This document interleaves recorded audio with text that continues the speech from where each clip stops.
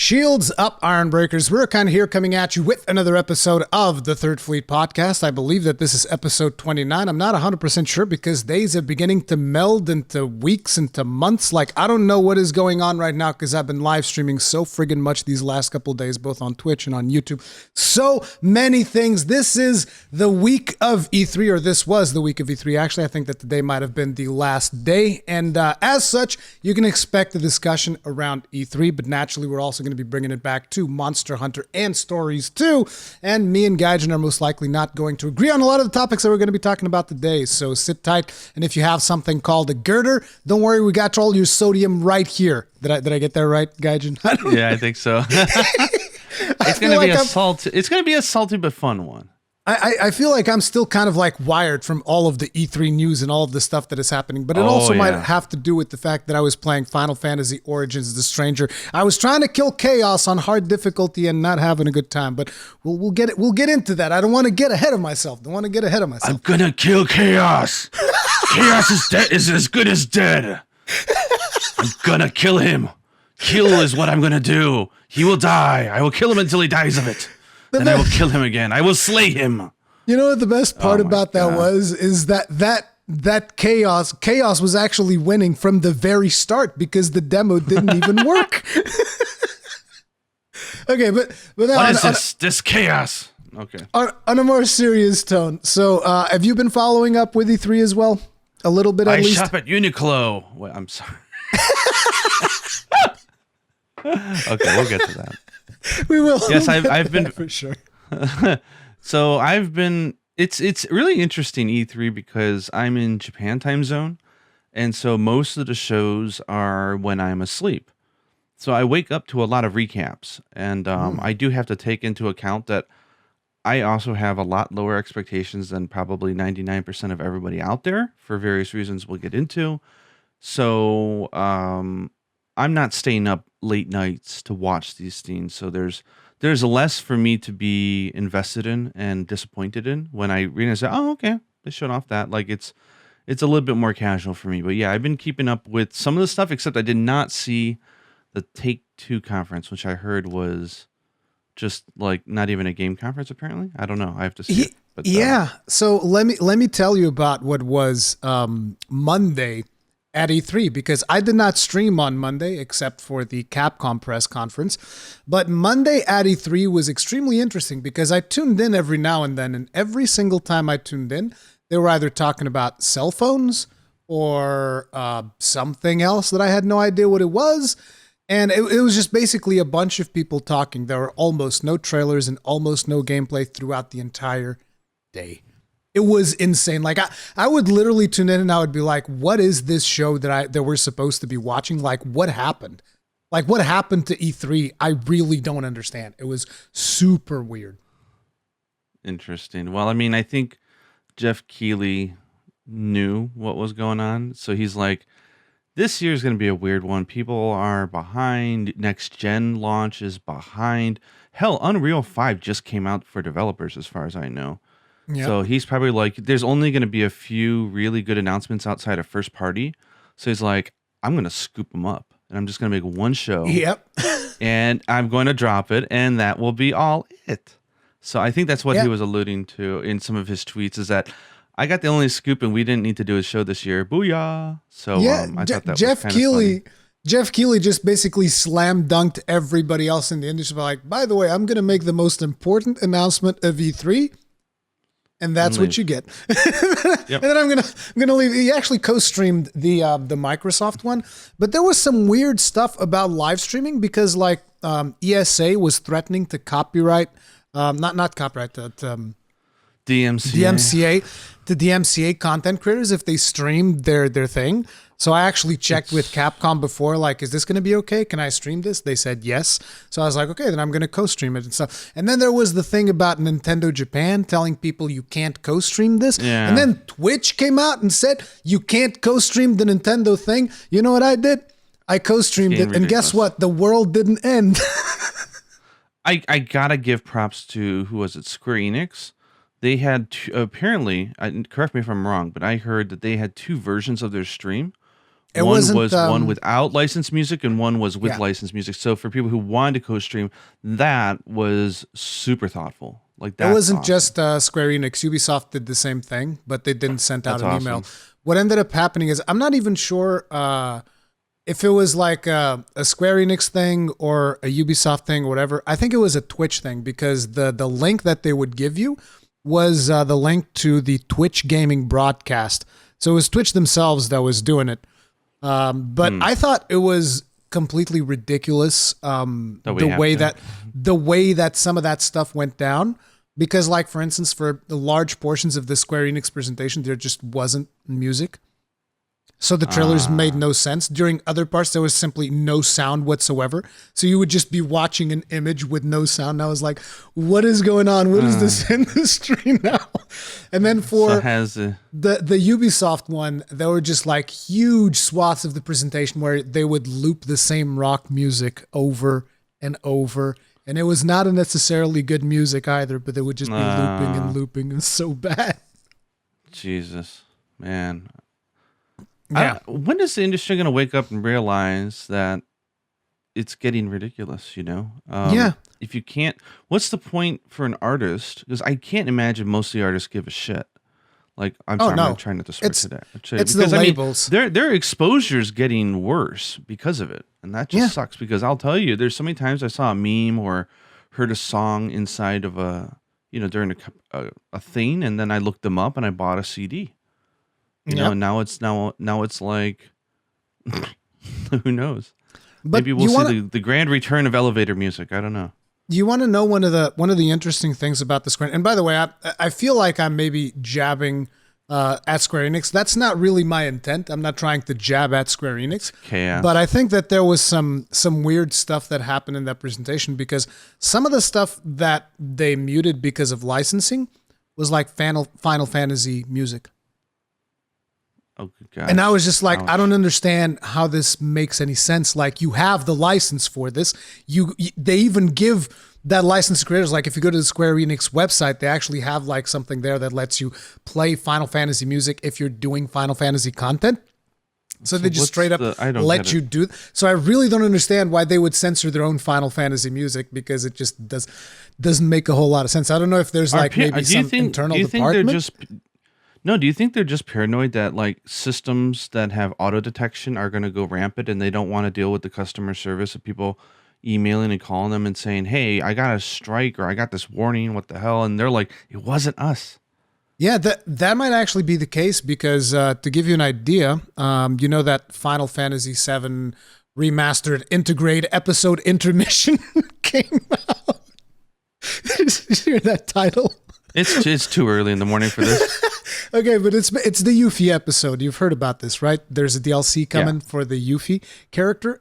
So that came out, and Square Enix was kind enough to give me a code for that. So I streamed it, and I thought it'd be fine because you're streaming Final Fantasy VII. It's not a big deal. That video got claimed for the Final Fantasy VII main theme. Wait for it, by Sony and Warner Chappell, and I was just like, what? Excuse me. This licensing stuff is going way too far. How does Warner Chappell own the Final Fantasy VII main theme? I need to understand this. Or Sony the only way this is going to change, I think, and this will never happen because it's people's jobs and livelihood, so they don't have the ability to do this, but something like a union strike almost, where I think content creators need to just say, you know what, we're not going to cover your stuff anymore until you go up to plate and figure this out because we are being hindered.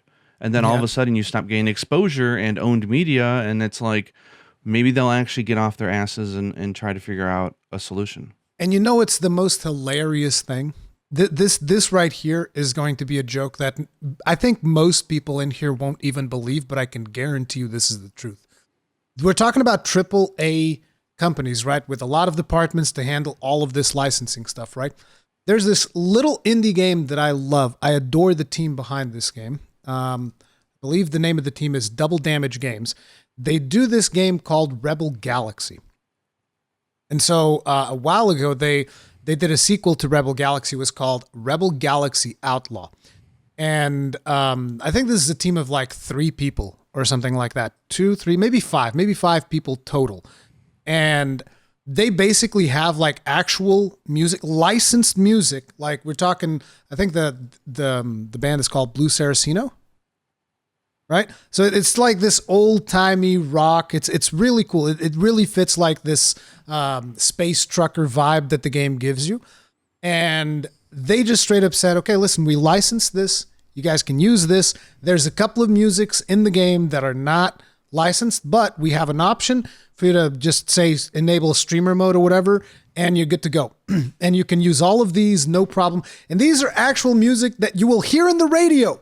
And this small ass team just sorted this whole thing out so that nobody has to deal. And it's like, how does this small, like 5-person team or whatever solves this problem and these big AAA publishers can't solve this licensing issue?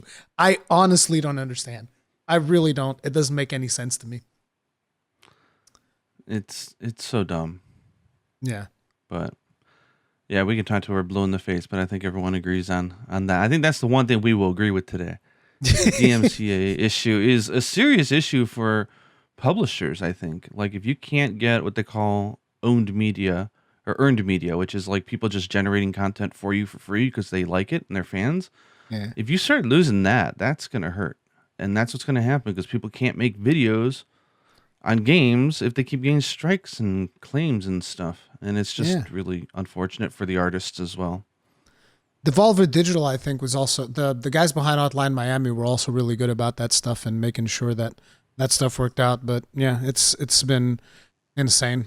But so the first thing that we had with E3 was the Summer Game Fest, which I watched. I don't remember every single thing that was announced there, but I remember the most important You remembered one thing.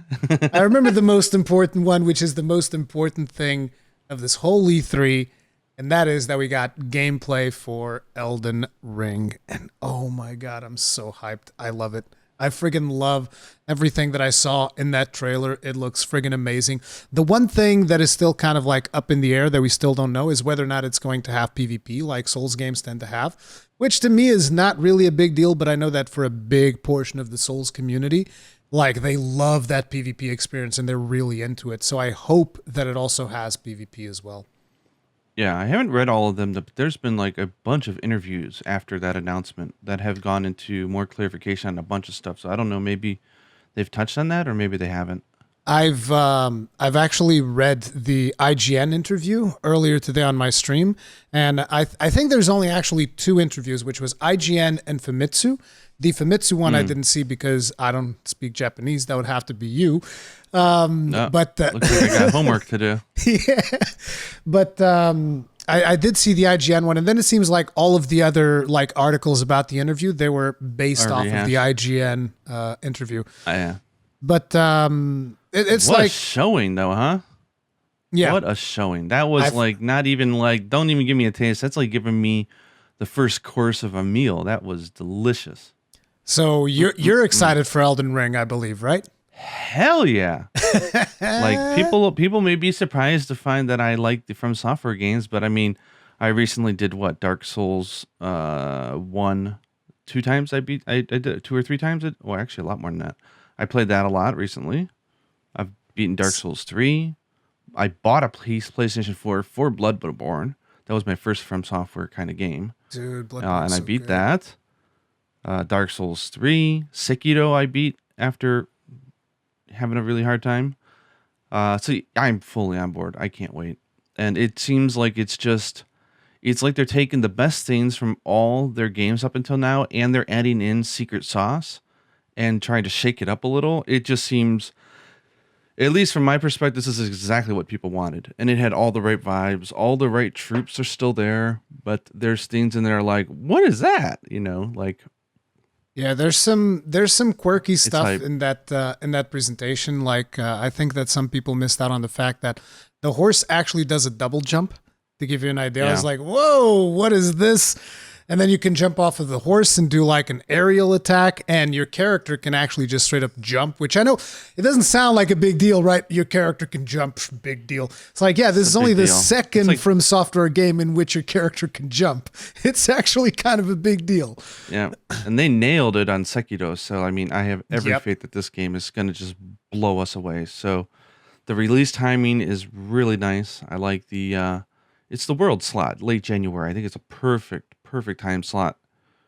Oh man, yeah, I'm going to be on that one day one for sure. And come on, that little pot with the hands.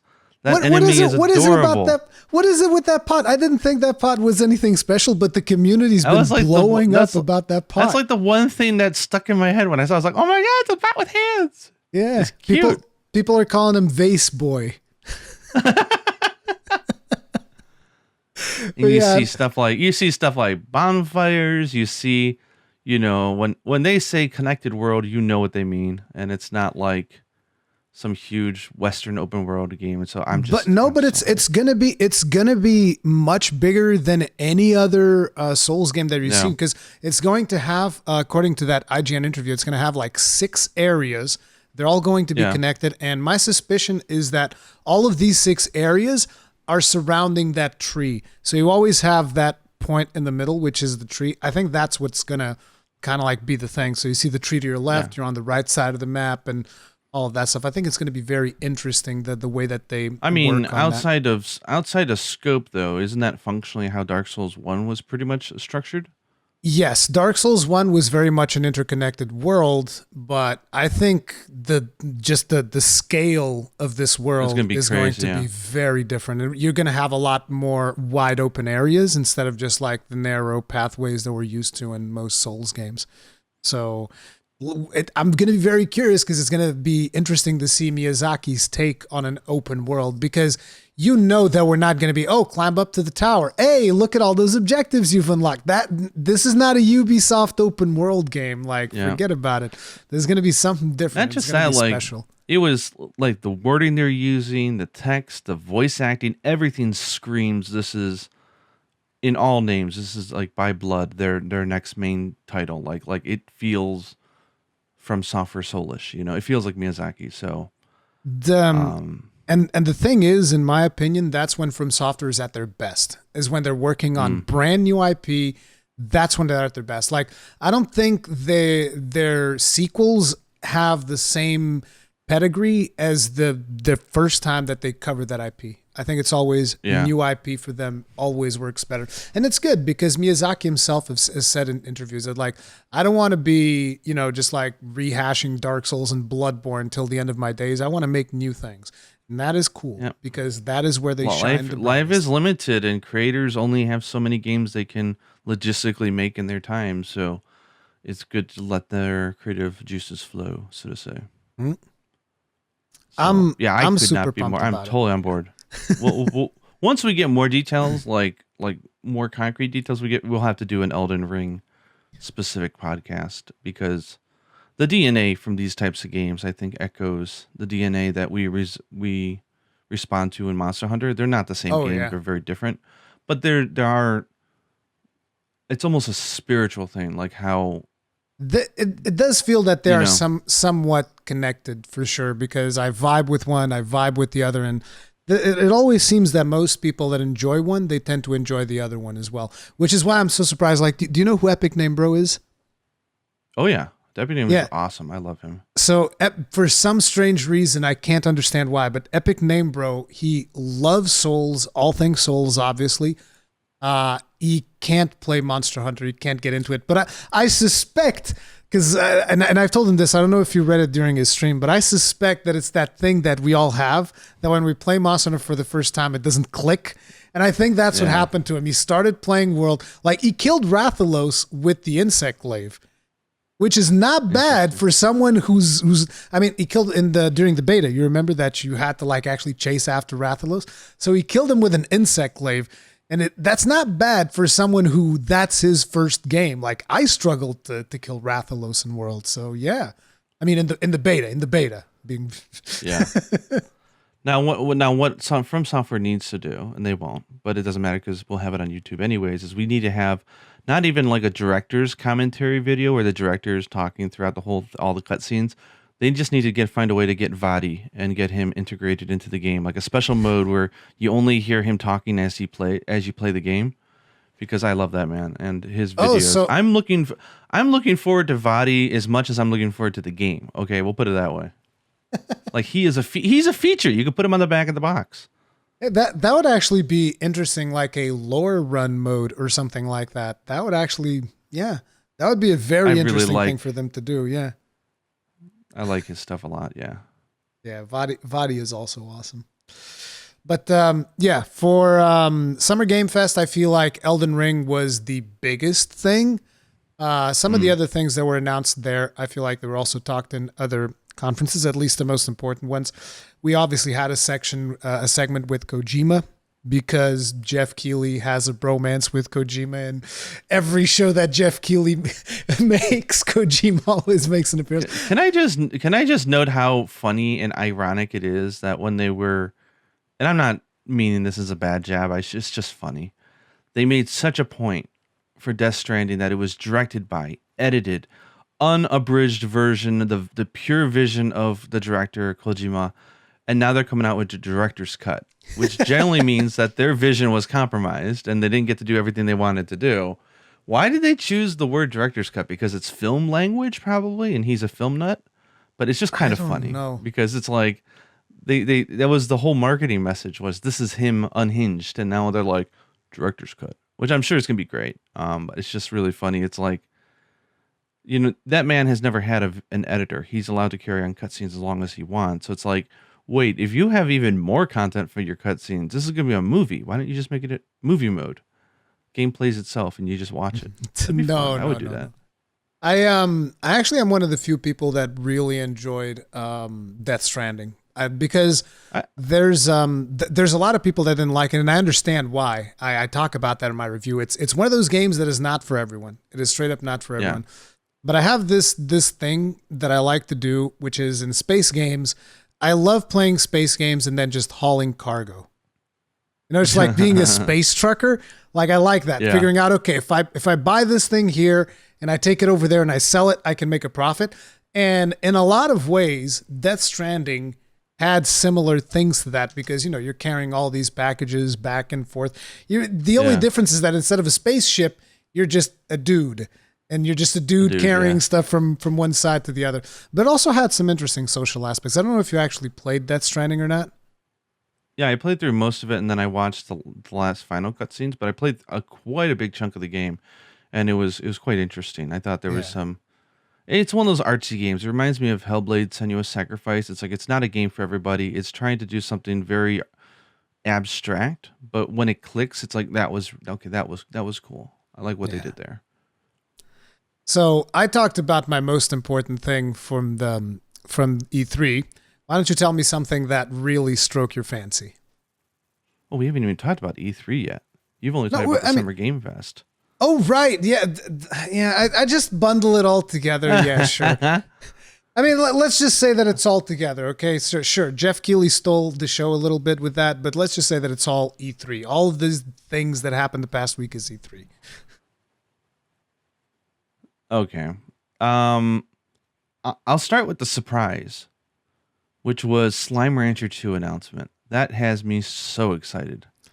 I was not expecting it. It looks great. It's next year, which is great because I don't want anything coming out this year. Because we'll get to the big game of the show, of course, for me. But Slime Rancher is one of those games that I absolutely adore. And I've played it through several times with Yuna. So we were hyped as hell when we saw that. It's funny you say that because when I saw that, the Slime Rancher thing, I remember thinking to myself, because like I immediately even forgot that thing came out because it's not a game that I'm personally interested in. But when I first saw it, I was like, I think Gaijin likes this stuff. I seem to remember him talking to me about this Slime Rancher thing. So he's probably going to be happy about this. I adore the game, and the team behind it are great. So like, huge congrats to them. They had a great feedback. It looks fantastic. It's cute overload, and the world needs games like that. It's just dumb. Like it's always on sale. Like I'm not getting paid by from them, but like seriously, just like buy it if you're interested on Steam or something. It's so good. Yeah. But So Yuna was excited for that. That was during the Xbox conference, which was quite frankly fantastic. That was a really good show. I was expecting, first party shows to be really good because it's been a hard time, obviously, with last year, this year, we're still in the middle of a pandemic. They were trying to launch next generation. They're having shortage issues still. It's a tough time to be a first party. So I mean, Xbox has been killing it with their Netflix of gaming, and I'm a happy subscriber. But it's just Sony just put the tail behind their legs and ran away from E3. But MS, I think they nailed it. I think they had a really good show. They showed great variety, and I think it was one large advertisement for Game Pass. And because they own so many studios now, I think they have like 15 studios and like 8 other ones with the whole ZeniMax one. I think it was good. And the variety there, like there was shooting and stuff, and then there was kids games and family games and artsy games and indie games. It was a little bit of everything. I thought it was a really good show. I'm not really invested in the Xbox ecosystem because, like I told you, I don't want to consume my video games like I do Netflix. Like I want to own. You never really own it nowadays. It's always a license, but you get the point. It's like I don't want them suddenly like, oh, I want to go play this game, and it's like, oh crap, it left the service and now I can't play it anymore. Well, I never want to have that about it. Here's a way to think about it then. This is how I thought about it originally, because I'm also the same. I would be happy to buy a game that I enjoyed. Imagine you have a rental video shop that has tons of video games, including games on day one. And for, what is it, whatever your country charges, like $10 a month or whatever, you can have all you can rent all the time. Yeah. Sometimes they have stuff on the shelves, sometimes they don't. So like you can try out tons of games that you normally would not be able to, like full games. If you want to, you just play the whole thing and be happy. If you want to, you can buy the game and they even give you a discount if you choose to do so. Yeah. So it's like it's a all you can rent buffet. You don't have to feel rushed to consume the game really fast. But it's like you don't have to sell me on it. I've always told people that it's an amazing value to customers. It's a no-brainer. It's like anyone that doesn't realize. I haven't touched it in like 2 months because of Monster Hunter. Yeah. But you think I care that I'm paying for it? No. Yeah. I more than get my money's worth for the year. Like you just give me like a 10-year subscription option and I'll buy it. Like that's I'm good. You know what I mean?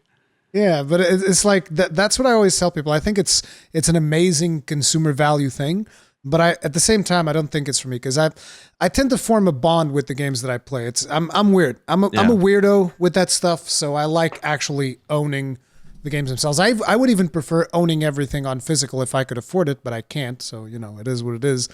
But that's one of the reasons why I don't do that. But I think it's good value.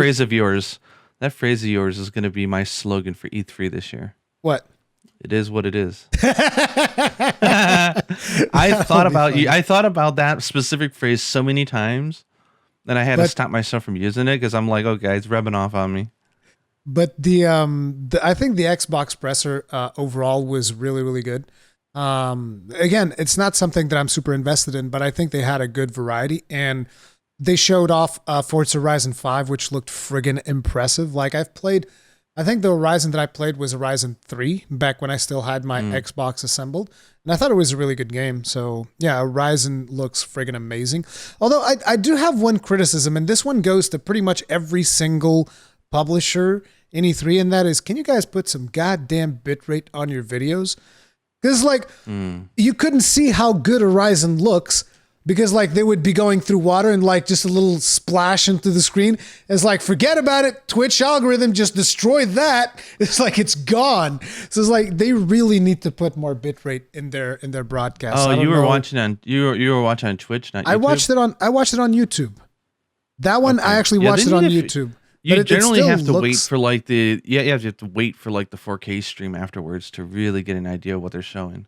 Yeah, but it's like you can stream 4K. Like I've streamed 4K on YouTube. You can stream really beastly bit rates. Like I know because I've done it. Like you go watch some of my some of my Demon Souls live streams, and it's not even 4K because unfortunately my computer can barely handle 4K, but they're 1440p and they look gorgeous. And that's the thing. Yeah. Like, I don't understand how I can do this, and these major corporations are like sitting over there with their 1080p, probably at like 5K friggin' bit rate, and I'm just like, what are you doing? What are you doing? You literally spend millions on this thing, and you're just like showing it out to the world in crappy bit rate. Like, just give us more bit rate. It's not that hard. The YouTube servers can handle it. It's not a problem. But before we move on, though, there was another it's a good critique. I like that. Yeah. But true. Before we move on, that's one thing that Jeff Keighley, like, I don't know, is he doing it different? Because like his stuff usually looks really good.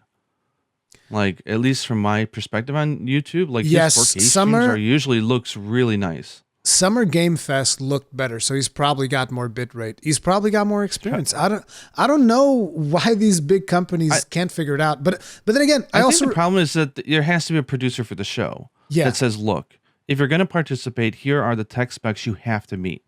And there's someone who's actually running a cohesive vision, which the EAS has never done, right? They're just the SA. Show up. Please show up, or please. Yeah. And right now they're like literally on their hands and knees, please. Please make a show. But that's the problem. It's like when you don't have a producer, you get a grab bag, and that's exactly what you get. So I got to give him credit. When he's involved, I always notice that the video quality is pristine. Yeah. As pristine as it can be. But I've always said, like, the community likes to meme on Jeff a lot, but Jeff actually does a lot for the industry. Like he puts on all these shows. Like, he doesn't have to.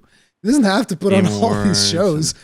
Like, I don't think that the amount of money that he makes off of this shows makes up for the, like, a lot of people think that this guy is like walking off to the bank, and it's like, sure, he's making money, 100% he's making money, but I can tell you he's getting more headaches. Like, do you see how old he looked without his makeup?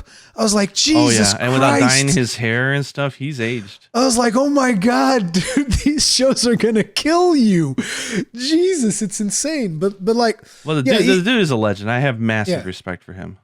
And let me tell you something, and this is going to blow your mind, right? So usually whenever he does the video game awards, I co-stream it because he actually organized that in a way that he's been one of the first guys that's out there going like, hey, by the way, co-stream this.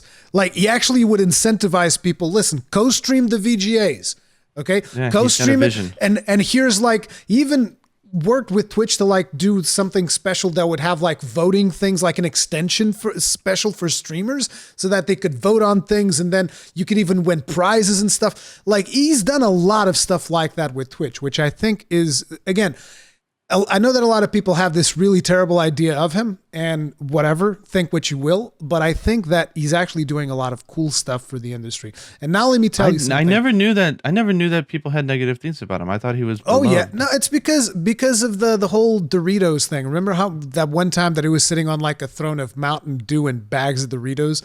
Like, that's what everybody thinks of him nowadays. This was like during the height of like the Call of Duty days, and he was doing like a sponsorship, and you could even tell that he was super uncomfortable with that particular sponsorship. But I don't think that he was in charge of that, because that was back when he was still like with game trailers. So I don't know exactly how that whole thing worked out. But anyway, he's kind of become a meme because of that, right? But as I was saying, like the few times that I've streamed VGAs, there was this one time that I was really surprised, because like, look, I'm streaming the VGAs. I'm a small streamer, right? I got like maybe 100 people watching the VGAs. So you'd think like, okay, he's just a small streamer, whatever. They sent me a t-shirt. A Video Game Awards t-shirt that was stuck in customs for like 2 months, so it arrived with. The idea was that I would wear it during the stream, right? But I received it like 2 months later or whatever, and I was like really surprised. I'm like, seriously? I'm like 100 viewer streamer over here, and they sent you like a t-shirt. Like, he sent t-shirts to everyone, which I was like, wow, that's friggin' impressive, you know? Like, yeah, I think people need to pay more attention to him and what he's doing, because I think he's got a vision of where digital marketing needs to go, and every other company is just trying to hang on to legacy. And you know what? And it's going to be a common theme in my feedback today, and my point of view on things that we may not agree with. It's not just the industry clinging on to old cliche ideas about what a show is and how it should be. It's the players as well, I think. And I think that's the audience. People need to realize that transforming and changing, and I think there's a desperation to hang on to the nostalgic, wonderful days of old, and Well, it's just not the same. before we go through that, you move this over to the Xbox, but I want to talk about another press conference that happened before that I thought was terrible. You have to watch it Atrocious. because I didn't watch everything. Potentially one of the worst by far. Is And that this- was Ubisoft's. Is it the? Oh, Ubisoft. Okay. Well, don't they always have really bad conferences though? Yeah, exactly. So it's like the bar's not even that high for them, and they managed to tear it down. It was terrible. What I always find a little funny is they usually have a lot of people, obviously with very thick French accents on stage talking, and the amount of people from countries that have not been exposed to accents who can't seem to deal with it. And they're like, I don't understand what he's saying. And then it's like, But my guys, get more exposure to accents. It'll click for you. Trust me. It's not that bad. my thing about Ubisoft is that I think that quite simply Ubisoft is a company that I can no longer I just can't play their games anymore because of the way that they market their games, which is they'll sell you the game at full price and then they'll stuff it full of like mobile microtransaction stuff. And then eventually they'll either make the game free to play or whatever. And basically they'll just keep selling you more and more and more things. And they use all kinds of psychological manipulations to push the players towards, going into their cash shops and whatnot. And I just completely lost all respect for them. I was trying to see if in this E3 they were going to change anything, but they're like, nope, it's just like everything, same old. And there's a bunch of games that they announced that I'm pretty sure they're gonna sell it to you for $70, and then like next year, those games are going to be free to play. They're going to be free to play. I mean, and they're just going to have like a a monetization system behind that. I can't recall the last Ubisoft game I played outside of Assassin's Creed 1. I just don't know. Maybe it's just been a long time, or I don't know. I'm not really familiar with their stuff. Like none of their games generally echo with me, and I don't know. It's for the best. That's I can assure you unfortunate, though. it's for the best. It's not. It's for the best, dude. Trust me. I thought their presentation was terrible, and I think that their business model in general is terrible. And I guess they announced that Mario Rabbids game, and a lot of people are super excited about that. So hopefully that's good. Well, they're not necessarily controlling the business model on that one. That's why it's people liked it, right? That's very much like Nintendo's like super hands on, right? Like I bought the first one actually. As Yuna was interested, we discovered that we're not into those types of games. It's almost like like strategy, almost like it's XCOM, Shining Force, Fire Emblem, but not really. Like we just didn't get into it so much. But the game quality was fantastic. So like if you do like those games, like so I'm really happy for that team. Like they're breaking away from the Ubisoft overlords, and they can just say, hey, Nintendo wants it like this, and it's an escape route for them to make what they want, Yeah. Which is good. Then after Ubisoft, there was Gearbox. I couldn't watch that one because that was the one that ESA was like, we will rain hellfire if you co-stream this. And I was like, okay, the show was crap anyway. Why the hell would people even want to co-stream it? Sony had I was more impressed with Sony's show this year than I have been most of the years. Yeah, it was amazing. Sony had the best show. Can't go wrong. They show nothing. You can't go wrong if you don't show anything. But that was everyone will hate me in the comments. He's an Xbox gamer. It's like I know I love games, but like, I will not hide the fact that I have a slight disdain for Sony as of late, and that's because of the PlayStation 5. Yeah, because not just that. It's just in general. I just had something about maybe it's not like you and Ubisoft, but there's something about the overall vibe I'm getting. Maybe it's created in my head. Maybe I definitely mix. I just don't. I definitely think that their philosophies have shifted, not for the better, since Sony's headquarters moved to California. I think Sony was a Japanese company, and it should have stayed a Japanese company. And I don't know why they felt the need to shift their headquarters to California. And I think that was a terrible move. And it's like we've seen multiple occasions where Sony has made like, not the best decisions in terms of like censorship with some Japanese games and whatnot, which is ridiculous. It's like, look, we're adults. Okay, like it's like people are adults. If they want to consume a certain type of product, they should be allowed to consume a certain type of product without you deciding, no. This thing is not. We don't want this thing, but then we accept this thing, and it's a double standard too, because then you see them censoring stuff in Japanese games, but then you go see what happens in The Last of Us 2, and you're like, wait a minute, excuse me. I mean, they're first party, so I'll support them because first party are the backbone of the industry, and without them, we wouldn't get a lot of stuff. So they are succeeding. I want them to succeed. So it's not like I hate them. And I'll tell you, I'm not invested in their ecosystem at all. So, and I'll tell you right now, they have a game that I've been playing. Oh my God, it's so good. It's going to be one of the best games this year, 100%. And that is Ratchet and Clank. Dude, Ratchet and Clank is just such an easy recommend. It's so easy to recommend that game because it's so good. It is so amazing. Like, I've been having a blast playing that game. It's just so well made. The way the character controls, the haptic feedback on the controller, the visuals are gorgeous. It can run at 60 FPS at the lower resolution, not at 4K, obviously, but it can run also 4K 30 if you want to.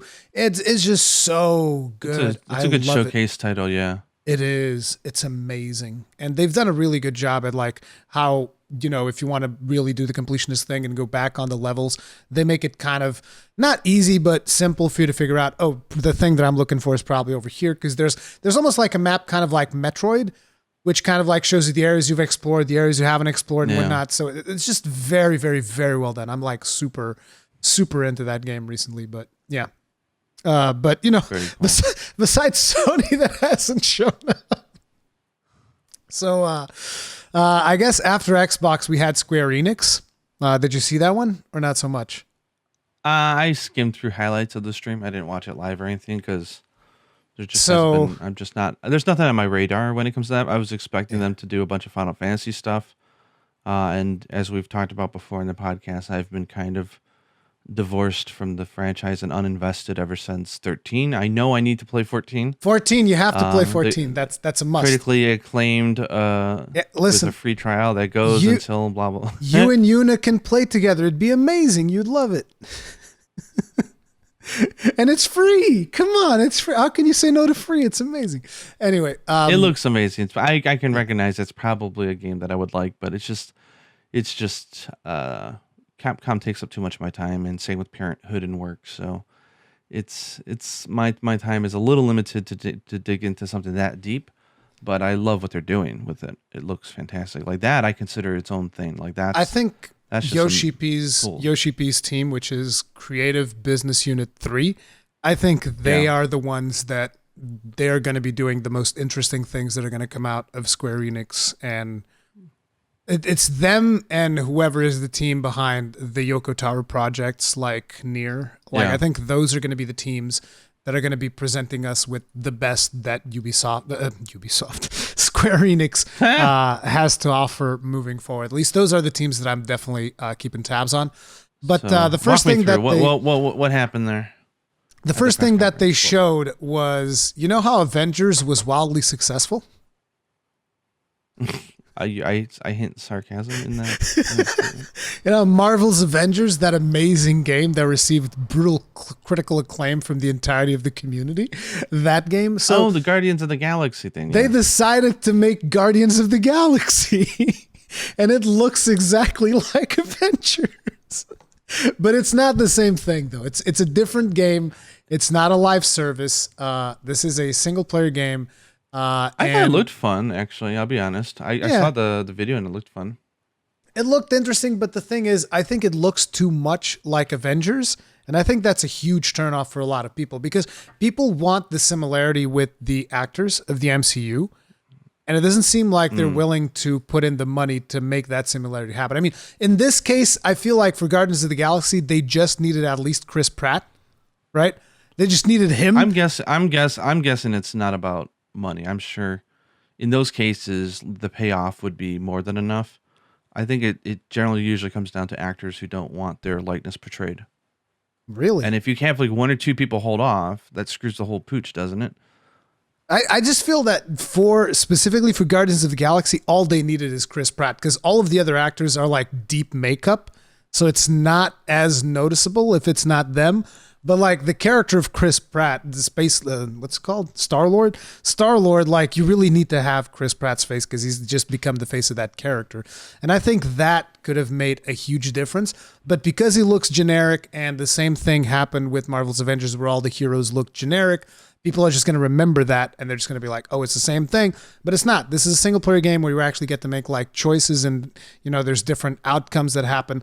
And it looks like it's got some interesting things going for it, but it didn't seem particularly appealing personally. Like, I'm kind of curious about it, but, you know, I guess the fact that it's not a live service keeps me more with an open mind.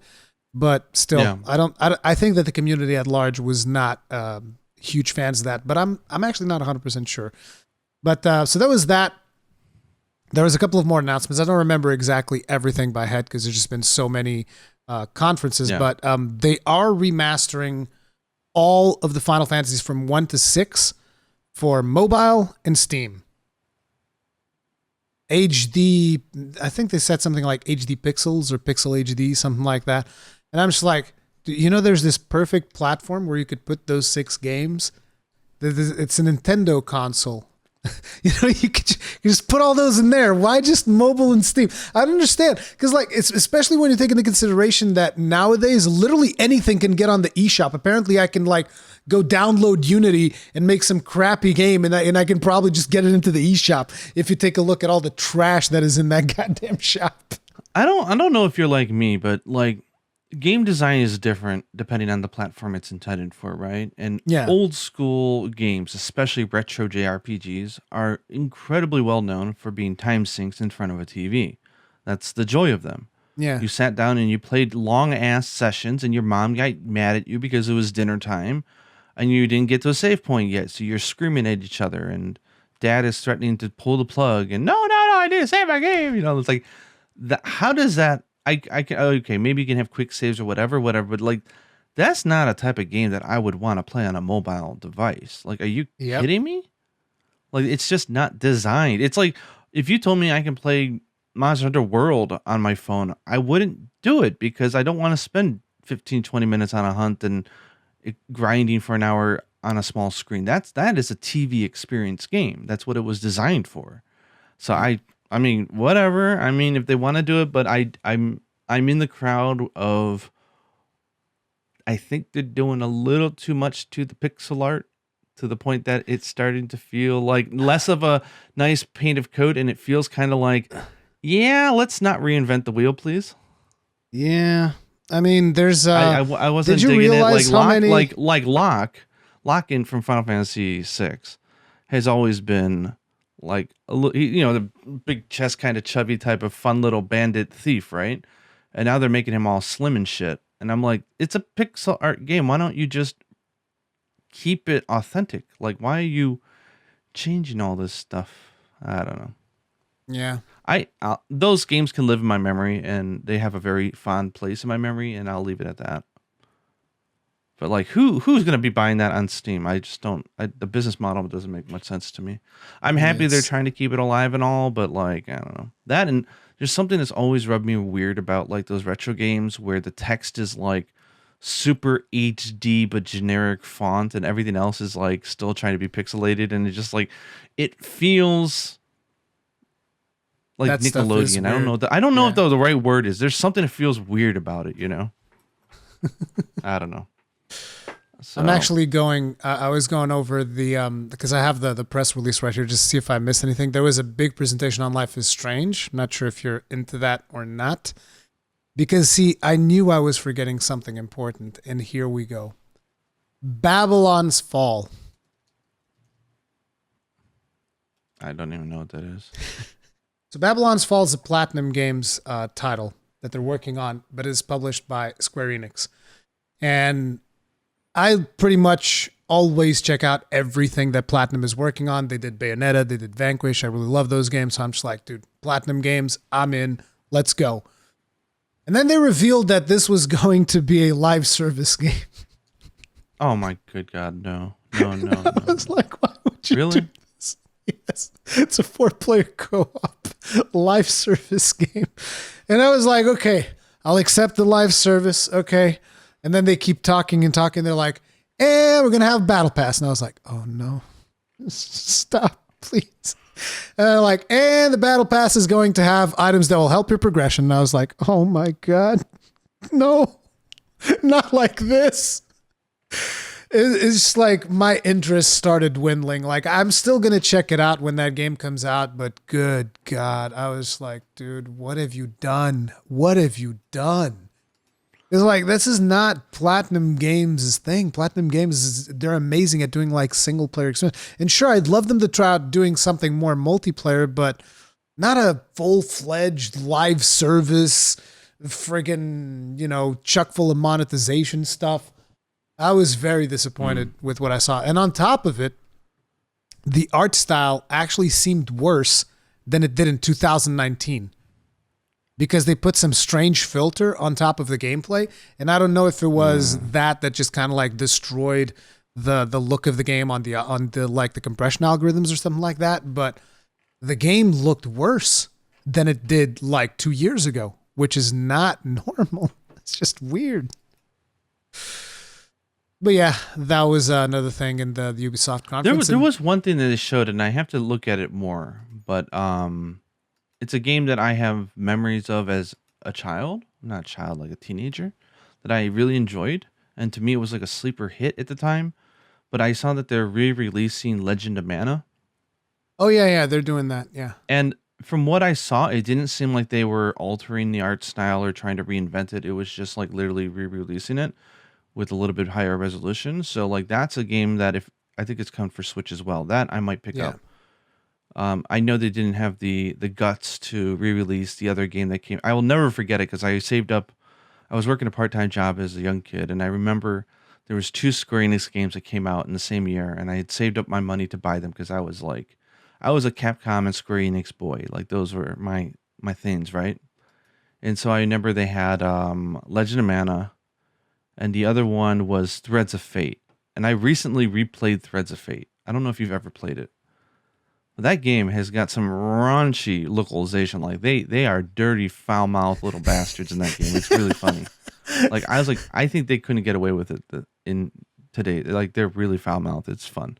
But I remember enjoying both those games a lot and feeling very happy that I bought them. So I don't know if it was nostalgia or not, but I'll probably give it a purchase and a try. That one, that one I don't know too much about because I never played Legend of Mana. I know it's. I just remember Legend of Mana had like a farming system that I really got into. That's all I remember. Was like the battle and everything was nice, but it had this like little cozy, almost like like Monster Hunter Village like function where you can grow different vegetables, and I think there was ways that you can get like new seeds and stuff. And it was just I liked it. I don't know why. There was something about it. So okay. So then we have to talk about the star of Square Enix's show. Final Fantasy 16 new trailer? No. No. It's Eminem going to kill Chaos. Oh, we're talking about the guy that was pulled off of a Uniqlo poster. I don't know what Uniqlo is. The Walmart shopping channel, and everybody was making fun of the guy because he only had a shirt, and it's like in the demo. Like not even 5 minutes in, and I already had like armor that looked medieval armor, and I was like, "Well, that didn't last long." Is it like a time? Is it? I'm asking this seriously. I'm not trying to be a smartass. Is it like a time jump thing? Whereas he's a guy from 2030 that jumps into like gets time warped into the past because that's what it looks like, right? And that's what it feels like. My understanding is that this is just like a story that happens like during Final Fantasy 1 or something. The name of the game isn't even Final Fantasy. The name of the game is Stranger of Paradise, which is really weird. And then it says and then the subtitle is Final Fantasy Origins. So it's Stranger of Paradise, Final Fantasy Origins, and it's like, let's just put that out there. The dialogue that they show in their trailer is ridiculous. It's just, I'm here to kill chaos. You don't understand. I just hate chaos. Chaos, chaos. It's like everybody instantly memed the crap out of that. And then on top of it, they released the demo immediately after the press conference, and the demo was broken. The demo was broken, right? Yeah. So it's like, I guess chaos was winning because the demo was broken. And it must suck so much for them to just like, you know, they released the demo's broken. Yeah. People are memeing the crap out of the game. In a way, it's kind of going viral, right? Because people are just memeing that game. Yeah, it's getting attention, yeah. So it's getting a lot of attention. Like it's up and running, and I noticed right before the podcast you were playing and tried to kill chaos. I want to hear your thoughts on it because this is one of those ones where I just kind of like, you know, like, okay, well, I'm not the target consumer for this type of game. So like I don't have any thoughts of interest to share with people, except for I thought it was a legitimate time jump. Like I thought it was like a modern guy that was. As far as I'm aware, that is not the case. But then again, they don't give you a lot of context. It's just like, we're here to kill chaos. Go. Okay. And someone was like, maybe you can create your own avatar. I'm like, I don't want my avatar speaking like that. I don't think so, because people were talking about the characters' names. The character's called Jack. Then there's another character called Ash. Supposedly those are names of characters from Final Fantasy 1 or something. I'm not sure, because I never played Final Fantasy 1 either. But, you know, either way. So the first question, like for people that are curious as to whether or not this game is for them, the first question is, do you like Neo? Because this is a Team Ninja game. So this is very much in line with what you would expect from a Neo game. Now, the difference is this particular Neo game is trying to vibe off of Sekiro, from my understanding, at least. From what I've played of the gameplay, it is totally trying to vibe off of Sekiro, because a big part of the gameplay revolves around you being able to parry enemies with something called a soul shield, which is basically like your character just puts his hand like this and you parry. Like, that's it. And then there are attacks that you can't parry, but the whole point of this game is to parry as much as you can, because the more you parry, the more mana you gain, and the more mana you have, the more special attacks you can do, which, you know, it's just something that starts escalating. Yeah, it's like the better you do, the more damage you're going to be dealing, basically. And it even has like the stagger gauge as well. So like you hit things a couple of times and then eventually you break through the stagger gauge. Now, I made the mistake of trying to play the game on hard, which, you know, these types of demos, it's like when I was choosing the difficulty, I forgot that this was a Team Ninja game. Otherwise, I wouldn't have done it.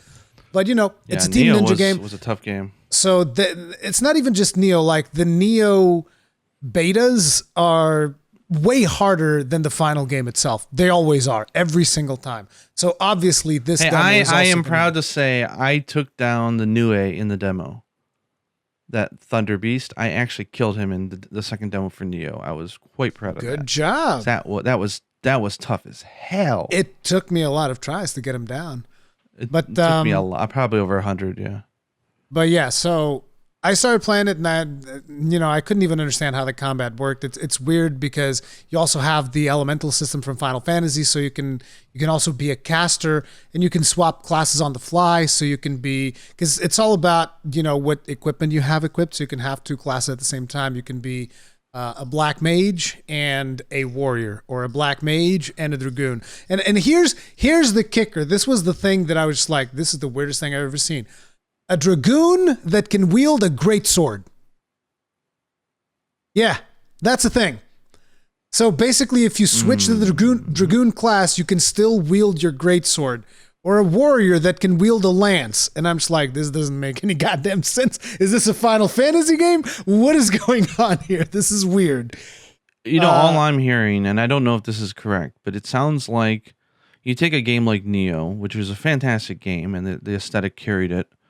Unfortunately, this game I don't think has that going for it, like the world building. But like, it was complex to the point that I had to leave the game and said, you know what, this is too complex for me.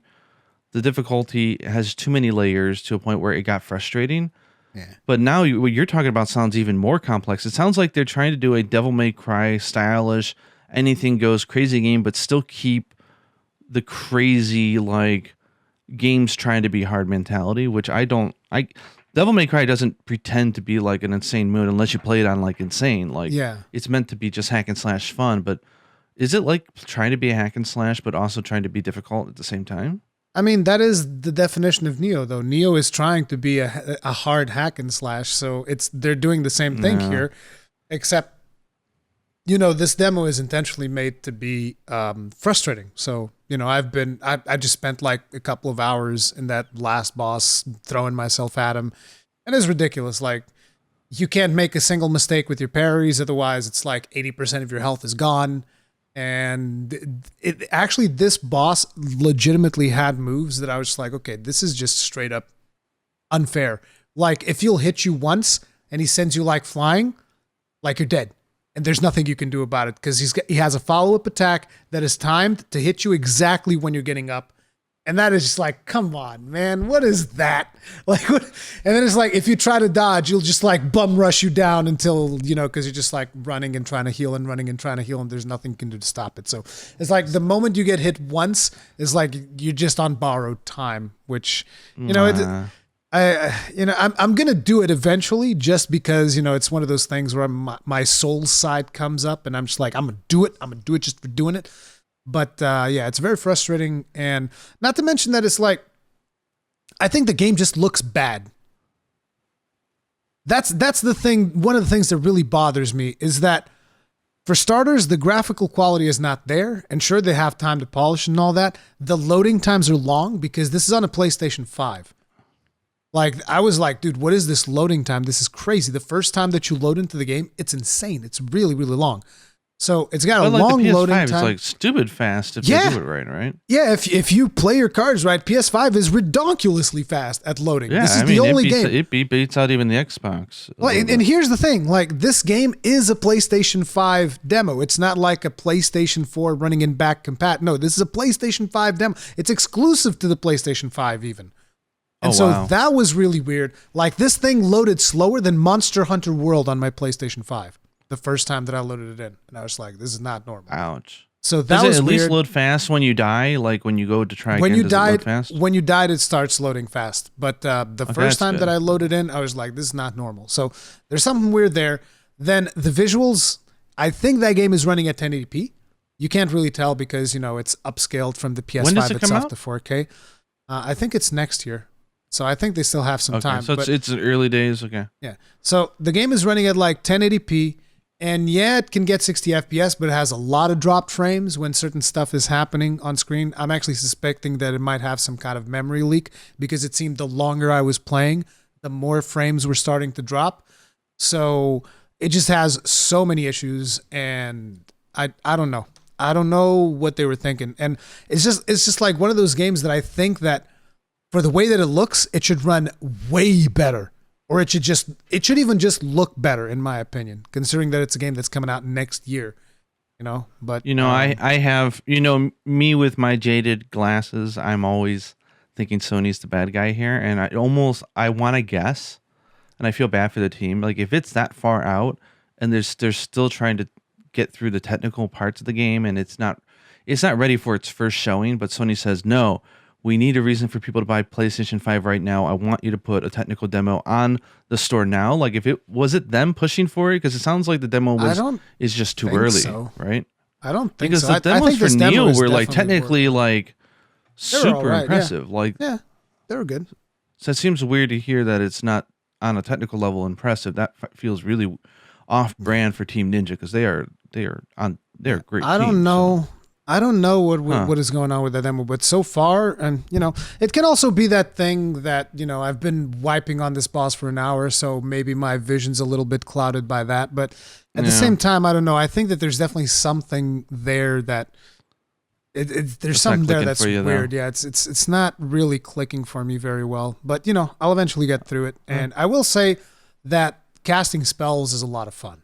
When you're when you actually see the effect of the spells, like, it's a lot of fun because you can cast different spells and you get the the damage text will tell you if the monster is weak to it or not, so you can kind of like experiment. Okay, we shoot a fireball, he's not weak to that, we shoot this thing, and there's some fun things there, but at the same time, I don't know, it's weird, it's really weird. But that's Final Fantasy Origins. Let me see who we have next on the docket. It was Warner Brothers Back for Blood, which is basically what's the name of it? Left 4 Dead type of game. It's from the same team that made Left 4 Dead. There was the PC gaming show. There was a future games show, which, there were a bunch of indie games there, I guess. Then there was the I'll give you an incredibly unrelated, completely random thought that just hit my mind, because why not? But I was thinking Portugal, because I'm talking to you. Yeah. And I remember just seeing a really funny tweet that I thought was kind of interesting of Cristiano Ronaldo apparently at a press event where they try to they try to product sponsor some Coca-Cola in front of his ass, and he's an athlete, right? Like, yes, he's also a diver, and we can make fun of him for that, but he's also a fantastic athlete. So and there was the pictures of him like visibly upset and like pushing the Coke and then telling everybody, you should be drinking water, man. Oh yeah, he's probably gonna get fined for that. But that was awesome. I saw that. I was just like, oh my god, I gotta find video of this. I actually saw that on 9gag. Like, that thing has been making the rounds everywhere. But yeah, he just legit picks up the bottles of Coke and he just like moves them off to the side, and then he just straight up picks up a bottle of water and says, "Agua." It's the way we say water, right? Agua. And then as if that's not enough, he dismissively says Coca-Cola. Like, he doesn't, like, he looks at the bottles like as almost as if saying, as if I would drink that. Jesus Christ, what is wrong with you people? I know, it's always weird. You see like the NBA and stuff, and like, these are fantastic athletes, and they're made to like sponsor shit that that they're not drinking and eating, like, because it's like Monster. Yeah, they'd be bloated and they would not. Yeah, I'm having my Mountain Dew before. You get myself a diabetic shock before. No, they're drinking water. So it's kind of fun. I thought that, I don't know why that just randomly hit my head, but I felt like saying it. But good on, props to him on that. That's awesome. Cristiano doesn't give a crap. Screw it. Boom, done. I love it. Okay, so where were we? Yeah, it was the long day of Monday where there was almost nothing. And then eventually we had the Capcom presentation. So dun, dun, dun. I guess we can talk about the Capcom presentation a little bit. A little bit? Yeah, I think we're going to talk about it a lot. Okay, so the most important things for me were definitely just Monster Hunter. Like, I was hoping for a Dragon's Dogma reveal, but we got nothing. This early though? I don't know. This is what I have to ask. Right? Like, we know that Dragon's Dogma does not happen without Itsuno-san, right? Like, that's his baby, right? He had interviews where he was very clear and said, I had a choice to either make the sequel to Dragon's Dogma or Devil May Cry 5. You should have done Dragon's Dogma! 5. I totally agree with you. Although I did really enjoy Devil May Cry. Devil May Cry 5 was also really good, yeah. So they just finished that. It's not nearly enough time for them to be ready to show Dragon's Dogma 2. I was like, okay, well, there's still that off chance that they could say, it's now in development and just pull like the one title card thing. But now that after seeing the reaction of the internet in general, it's a no-win situation. If you don't have anything to show, don't fucking show it. I'm going to watch my language on this segment because I have some very strong opinions. But like, I think if they had that they would have teased, like, okay, we have a big announcement, or you don't want to miss this. But they were like really like upfront and just like, yeah, we're going to show off the latest on these 4 titles. So it's like, okay, I know what to expect. That's how I took it. I think the most important thing I don't know if you want to talk about next year, though, the DLC. If they do not announce Dragon's Dogma 2 next year, though, that is going to be the crime of the century. That I am fully expecting. And I'm going to go crazy when and if it does happen. So do you want to talk about Resident Evil 8 at all? Because that's not really my jam. Me and Resident Evil, I don't really care that much about it. But I know that they're doing DLC specifically because fans requested, which I thought was kind of cool. It's kind of interesting to hear that they didn't even have plans for DLC. And they're like, okay, we get it. You guys loved it. It sold more than we thought it was going to sell. We are starting to make some DLC. People seem to be quite jaded. Instead, I thought the takeaway would be like, oh, cool. But like, people are jaded? Yeah, but they didn't show anything. They didn't show anything. They literally just gave me a PowerPoint slide and blah, blah, blah. I'm like, they just started on it. I'm like, and so I looked it up, right? And correct me if I'm wrong, but I haven't played the game yet, but I did read online that they have a free multiplayer Resident Evil game coming out next month, which comes free with Resident Evil Village. So they're really busy working on a multiplayer game. Is what is it called? I know which game you're talking about, but I don't remember the name of it either.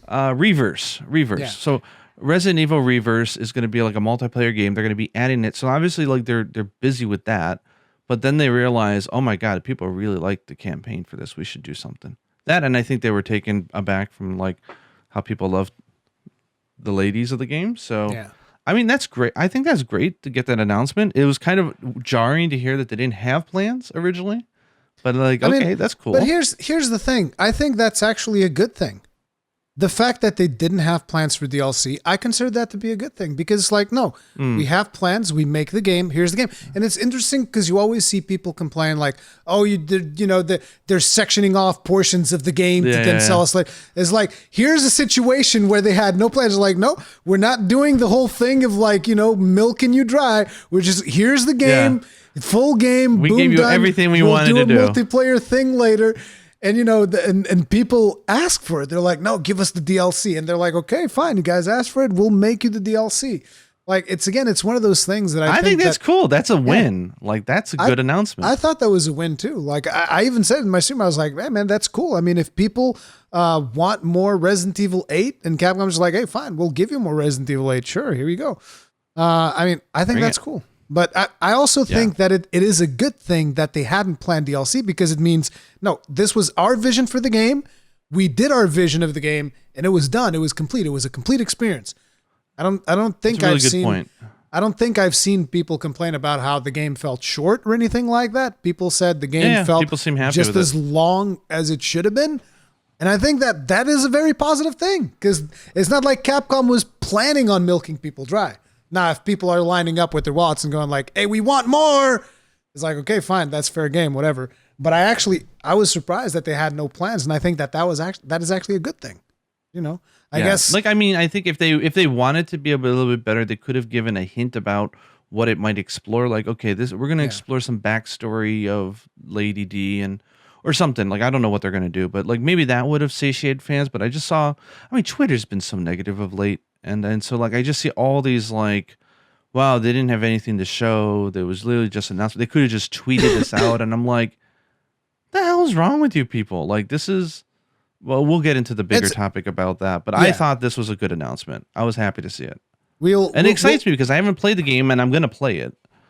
We'll get into the. Yuna's already watched the entire game. She apparently watched a full playthrough of Village, and I did not know it, and she told me she did because she put like a blanket over her head, and I don't want to say character names, maybe it'll be a spoiler. So anyway, she was mimicking a character that I know is like near the end of the game. I'm like, how do you even know about this game? She's like, I watched it.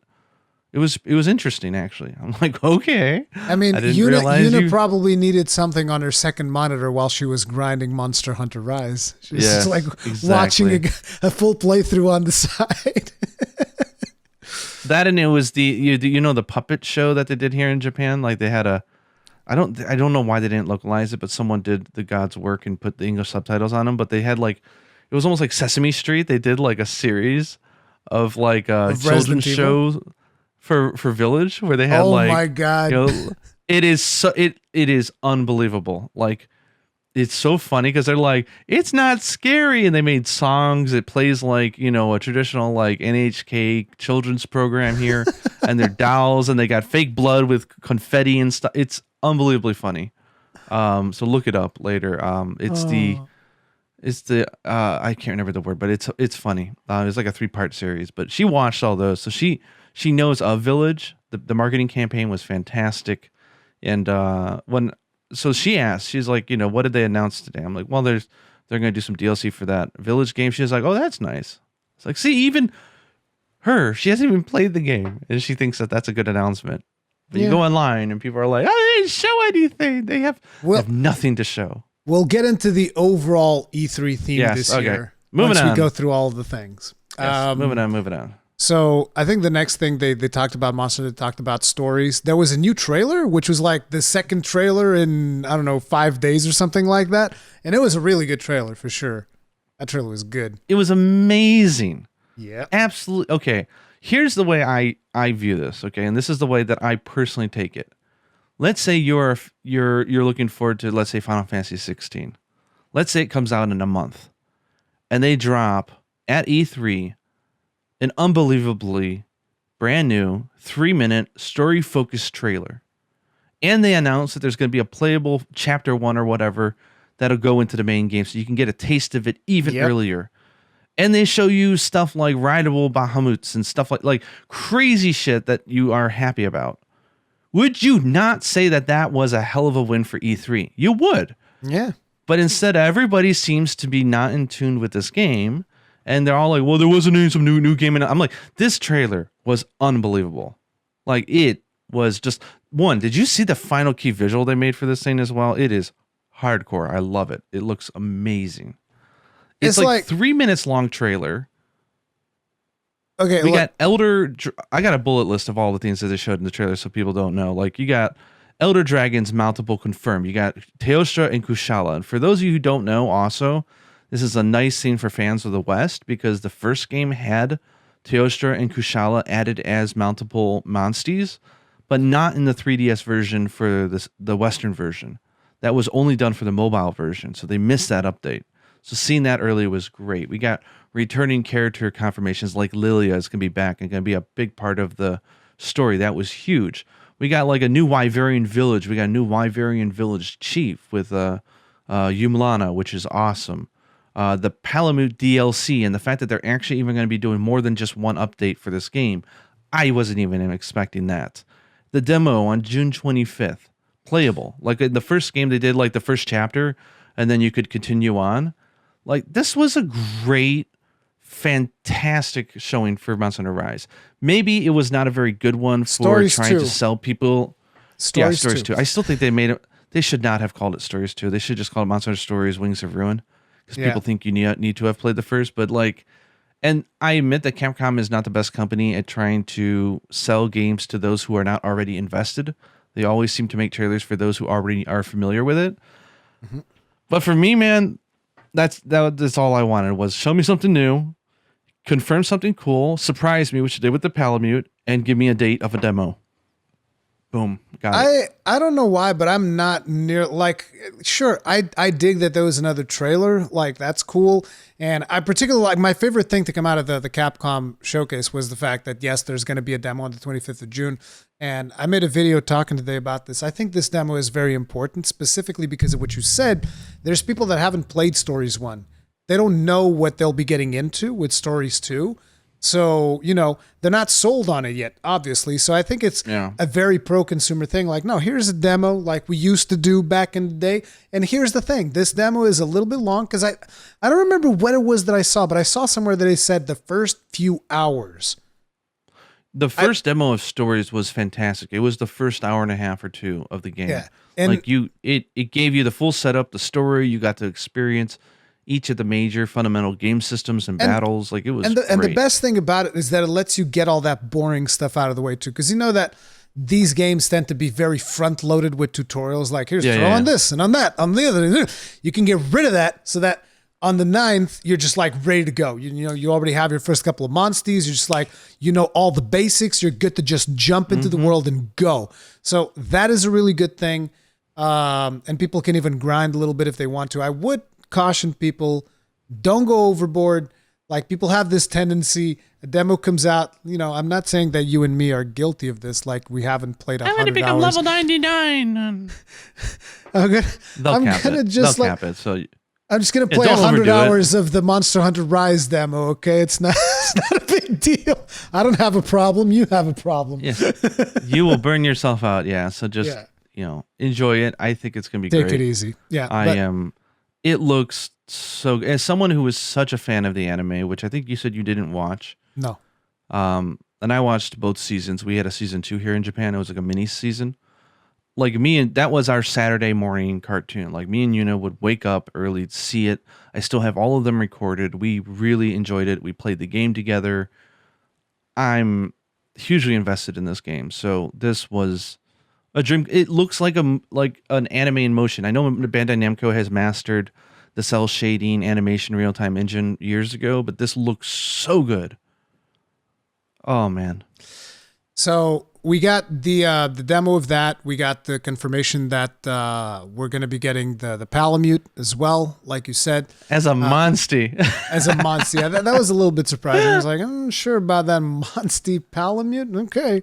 But I thought it looked hilarious. Did you see the egg? When you're carrying its egg, it's got like the ninja star on it from Kamura. I didn't notice that detail, no. Yeah. Oh, it's great. But yeah, there's that. They also announced a bunch of Rise stuff, like that you're going to be getting the Ride the Layered Armor, which you already know, the Tsukino Palico skin, which is going to be later this week. I believe, Yeah. What is it, Friday? Because today is already Wednesday for me. Friday. Yeah, so it should be Thursday Friday. for you, maybe Friday for me. Yeah, But something like that. she looks adorable. She looks great. It's Unfortunate that her rider is such an ass. Like he seems like he's gonna be a punk in the game. Like I wish that I don't get that. We should kill the Rathalos. I wish that it would be like an armor set as opposed to just the skin, like a full suit.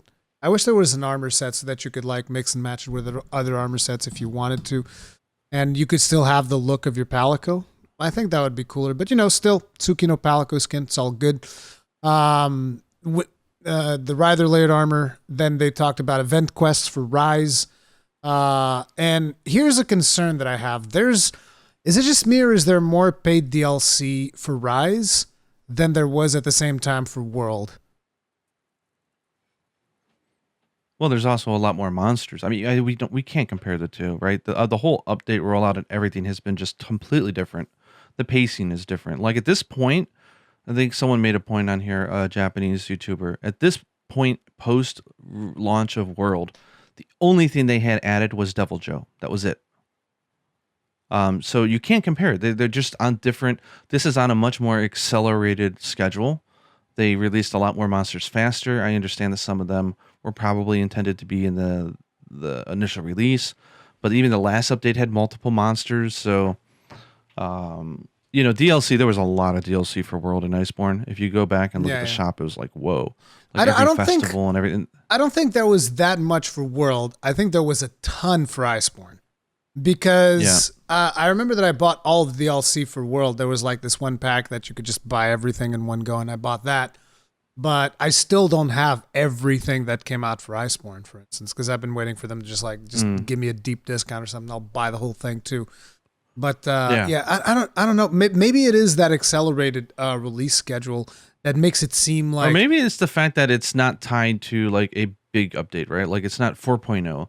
I think that maybe is striking you off, right? It's a 3.1. It's a smaller skill update, and yet they're going to have a DLC pack. It's kind of like, is that... Wow, yeah, but the thing is, it's not just the 3.1, right? Because if you look at the roadmap, there's the 3.2, which is also going to have a DLC pack, and there's the 3.3, which is also going to have a DLC pack. And you look at those, and I'm just like, okay, I get it. You guys, it's like at the end of the day, the more money you guys have to make another Monster Hunter, the better. It doesn't really faze me that much.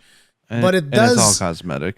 It's all cosmetic, but it does kind of start feeling like, I don't know. I kind of wish that there was more in game and less in the DLC stuff, but I don't know. That could be the accelerated release schedule, like you are saying, and I'm just not used to seeing as much of it so fast. So I don't know. I felt a little bit weird about that. And particularly with the new event quests that we're getting, they didn't give us really any details. They showed us a couple of rewards. And it's like, it seems that the event quests are still going to be a little bit lackluster. Like, because that's something that we both agreed on, that the events have been a little bit disappointing with the fact that we haven't gotten as many events. We haven't gotten as much quality of events as we had with World. So... Yeah, I'm a little concerned with. I'm kind of hoping that they just dump a whole bunch of event quests on the 3.1 update day. That would make me happy, but I'm kind of concerned with the wording of starting. Yeah, on this date, it's like if they only release like one a week, and they're like next week we'll have. I'm like, no, man, like just give me all of them at this point. Like don't do that. I almost think that they did that in Japan before, but it was also like every single week, and there was like several. But like, I almost like the way that they did it, like for Monster Hunter 4 Ultimate in the West, where it was like 1 month, and they just gave you a bunch. At least you can ignore the game if that's what you're going back to play it for. You could ignore it for a few weeks and then come back and really have a nice full day or two of grinding. It feels. That's the thing. This is the type of game, and I think that this is also Capcom like experimenting with it, right? Because they're trying to navigate what is the best way of updating it once a week. And I think that Monster Hunter is just one of those games that is better consumed in bulk.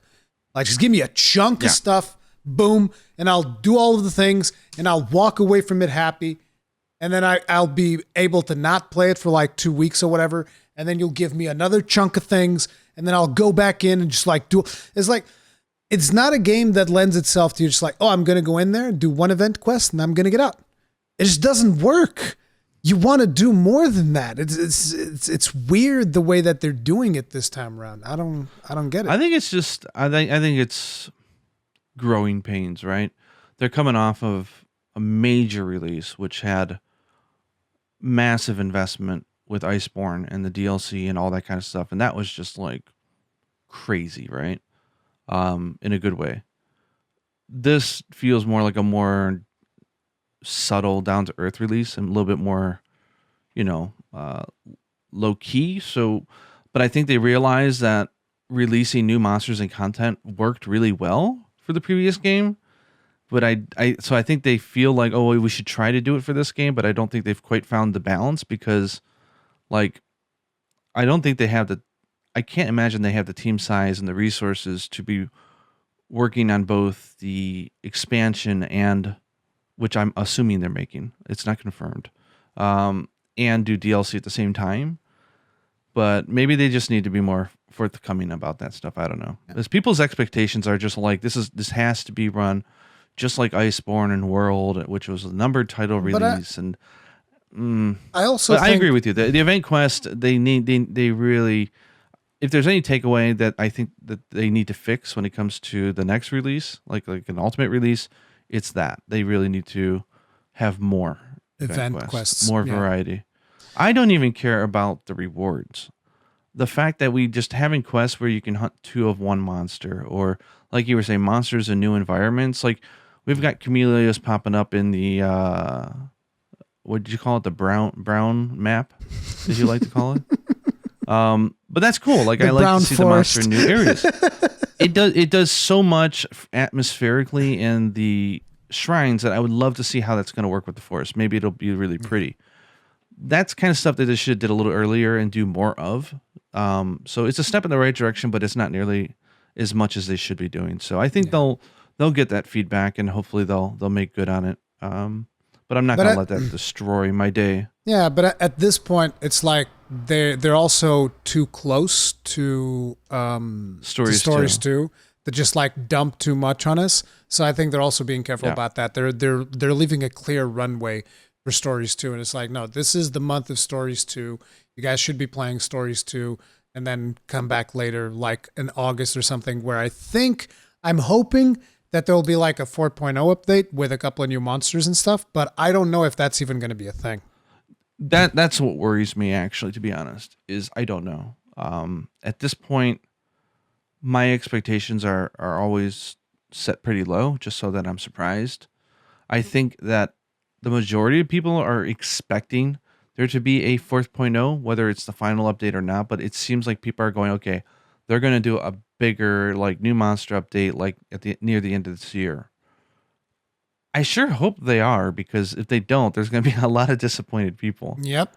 Because now with the wording of 3.1, 3.2, we got stories, it's painting this expectation and picture without actually saying it, that there's probably something else to look forward to, where it's not exactly clear whether or not that's the case. So I don't know. I'm a little uneasy about that one. And if they walk into a landmine that they set for themselves, then so be it. Hopefully they'll learn from it, or hopefully they have something planned. It'd be cool. I have no idea. And this is one of those points where you and I most definitely disagree. Because like, I think that, if you're saying we have stuff to talk about for Monster Hunter Rise, I don't think this was enough. Especially for an E3 presentation, the stuff that they announced for Monster Hunter Rise, I really don't think it was enough. Because, like, look, we already knew about Tsukino. We already knew about the Rider layered armor. We knew all of these things. This is not new. So what did they really announce? They announced 5 event quests, 4 rewards, and a bunch DLC. Of paid DLC. And then they showed us the... what's it called? The roadmap, but the roadmap is again stuff that we already knew as well.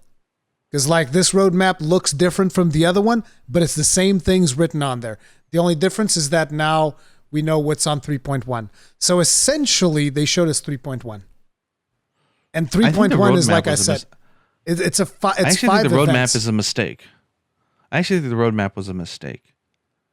I think that I know what they're trying to do here, right? Which is try to tell you, hey, we are going to do some updates. You'll get a little bit of new stuff here and there, which is great.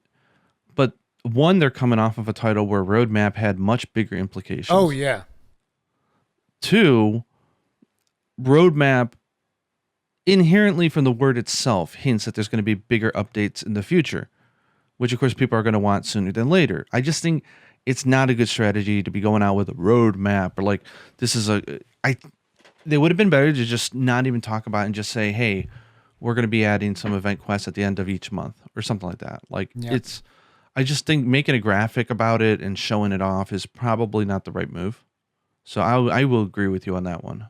Yeah. So I think that, for Rise, I don't think they should have even, I don't think that there's just enough there. The problem is, I think that a lot of companies, they just feel like, no, we have to do something during E3 when they don't. It's like you have to do something during D3 if you have something to show. Now, Capcom did have something to show, specifically the demo. Now, the demo is a banger. The demo I do feel like is newsworthy. Like the demo, I think it's kind of worth it. Well, they should have spent more time. They should have spent more time on that. Yeah, and they should have gone in more detail with it, right?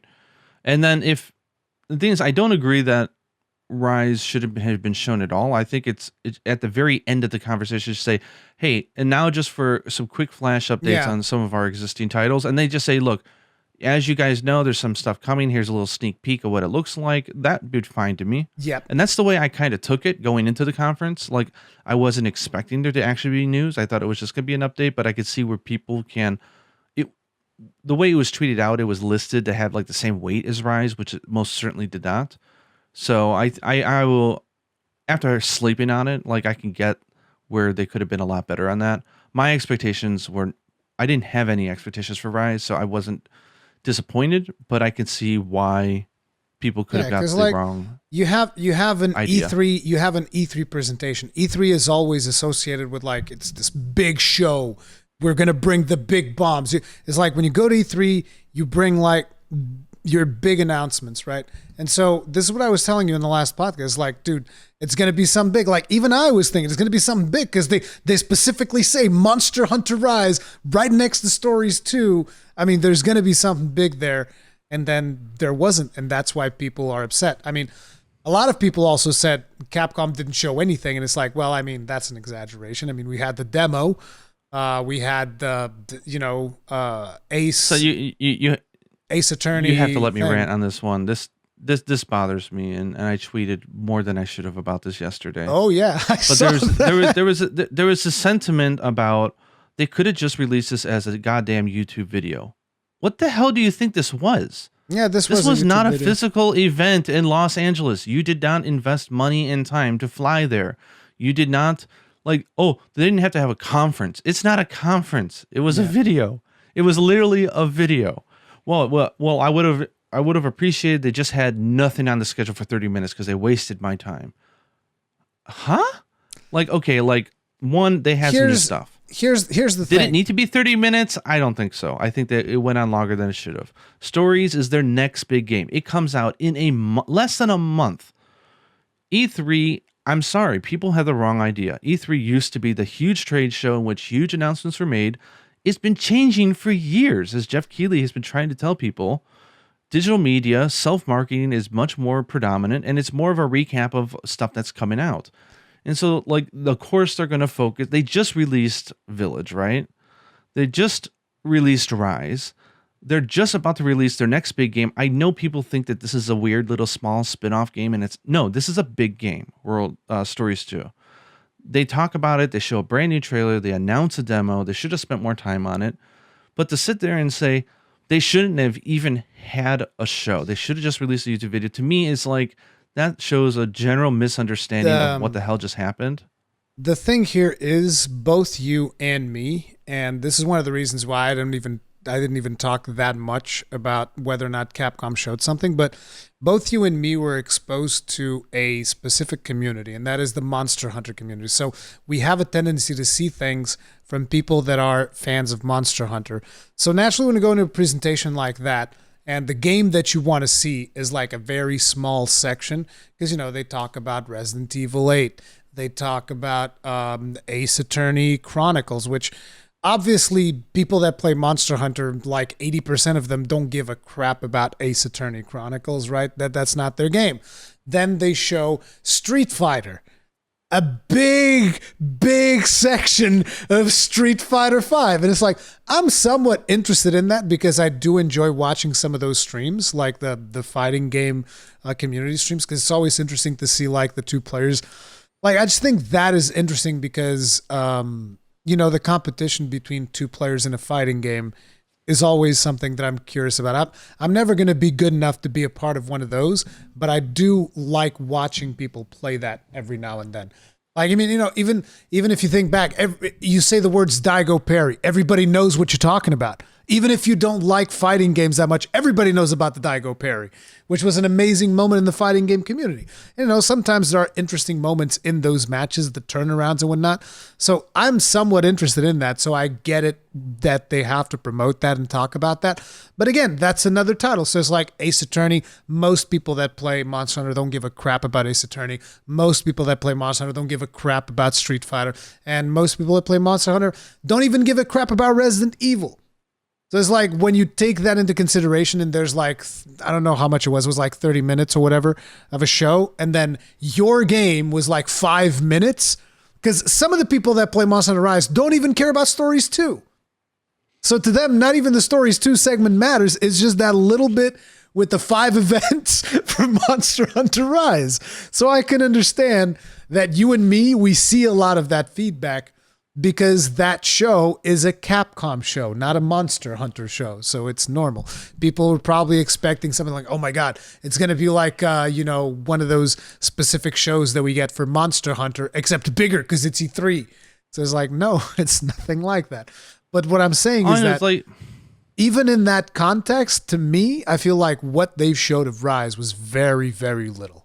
Very, very little. I agree with you. I totally agree on that. If they had said just Stories 2 and then included the Rise bit kind of like as a footnote, it would have been better. It would have been better. I agree. And they should have spent more time on the demo. They should have more confidence in Stories like, 2. So whoever on their marketing team decided to limit it, that was a bad move. It's their next big game and they need to treat it as such. But they did do something cool. They did a Q&A before the show. That was really cool. Did you see that? No, I did not see that. Yeah, there was a Q&A before the show where they asked stuff to Ichinose and Ryozu. And Yuri was the one recording for Ichinose because they weren't able to get him to do a video or whatever. But it was interesting because they had some cool questions and whatnot, some trivia questions for them. And, you know, obviously Ryozu got to say that the hammer is the most fun weapon. Do you know what's Ryozu's favorite hammer move? The spinning bludgeon. I mean, I know that because I know he liked to launch players, but I mean, he just likes goofy moves. No, his thing was the spinning bludgeon. I was like, oh, it's not the impact crater. No. And guess what is Ichinose's favorite Silkmine move? For which weapon? Doesn't matter. Just his favorite Silkmine move. It's the Earthshaker. No clue. It's the Earthshaker. He's a hunting horn main. Yeah. But yeah, so those things I thought were in a lot of ways. Cool. Even I have more, not seen that yet. Yeah, that was maybe even more interesting than the news that we got for Rise. So that was cool that they did that. They did that like 10 minutes before the show actually got started. So that I really liked. But yeah, the whole Rise thing, I just feel like it wasn't properly planned, which is why people's expectations were through the roof. And you and me just happen to see even more of that than most regular people would. So Yeah, that is what it is. like I will say I totally agree with you on Rise. It's a presentation method, and I think they probably could have did that better. Yeah. As far as this whole sentiment of if you don't have a new game to announce, don't come to E3. One, this come to E3 I think is overblown and romanticized. Literally, it was 30 minutes of your time. It was a YouTube video. Maybe I'm a little biased because I did not wake up early for it, and some people around the world did, and they were jaded, and I get that. They stayed up late for it. I also think that there's a type of naiveness in people about what E3 has become and how the industry has been changing and the current global situation. It's like you're looking at the disappointment in the Capcom thing. This is something that's echoed in a lot of the press conferences of E3 this year. 100%. Right? So it's not exclusive to E3. And for me, the writing has been on the wall since last year, and I don't understand why people aren't reading it on the wall. It's like middle of global pandemic, things are slowed down. The fact even first party is having problems getting the next generation off the ground. This is not going to be a powerful E3 where Unreal Engine just finally gave their int. You want to know what I also think it is? It's too early. Last year there wasn't one. Is it? I know. So people are like, "Oh, is this going to be big this year?" Oh yeah, as if the global pandemic is over. No, like, I'm just. No, it's not people thinking that it's going to be big. It's people wanting it to be big. I myself, I want it to be big because it's like we didn't have one last year. And it's like, it will never be big while. again. Yeah, I hate to break it to you. It will never be big again. But that's the thing. The problem is the way in which they presented it this year was so bad that I just think it shouldn't happen again, period. I mean, my whole thing is that E3 I think it's brand has been over for a while. I think people, as digital marketing, and I think Nintendo Direct is one of the hugest contributions to the downfall of E3. And this reminds me of a conversation me and you had about printed magazines and printed media dying. There's like no news in Famitsu anymore. I don't even buy it every Thursday because there's nothing in there. It is literally just a recap of the websites that were updated the night before. Yeah. There's nothing because media is just changing. And the way when people realize that digital marketing on their own terms works better than trade shows go away. And so it just so happened that E3 died several years ago. Like there wasn't it wasn't the right venue. There was oversaturation. So it's easy to get your news lost. It was expensive. It wasn't better than digital marketing. And then on top of it, we have a pandemic, right? So it's like people are like confusing it. I think that E3 died because they didn't get with the times. Exactly, and that's why Jeff Keighley said, "Screw you guys." He's like, "You guys are old school, old men in a room who don't understand how marketing works in 2020 or 2019." And but the thing is, that's not about the trade shows, because I've been to E3 and I've been to another trade show, which is Gamescom, which is in Germany, and let me tell you, because this is something that I tell people and they don't believe me for whatever reason. But I always tell people, like, look, E3, it has all of this fame and all of this thing of it being the big show. Gamescom is bigger, better organized, and overall just a better experience. Gamescom is way better than E3. And that's the Chinese game shows are much better. It's still a trade show. So it's not like trade shows can't work. Trade shows can definitely work. The problem is the people organizing E3 are fucking stupid. Oops. It's been a bad trade show for years. Yeah. 100%. And when you start getting oversaturation, inflated cost, outside of first party, nothing big was happening, right? So then you got to consider like, imagine going from being a media show, just going from being a media show to suddenly, oh yeah, we're just going to bring public in. What? Have you planned for this? No.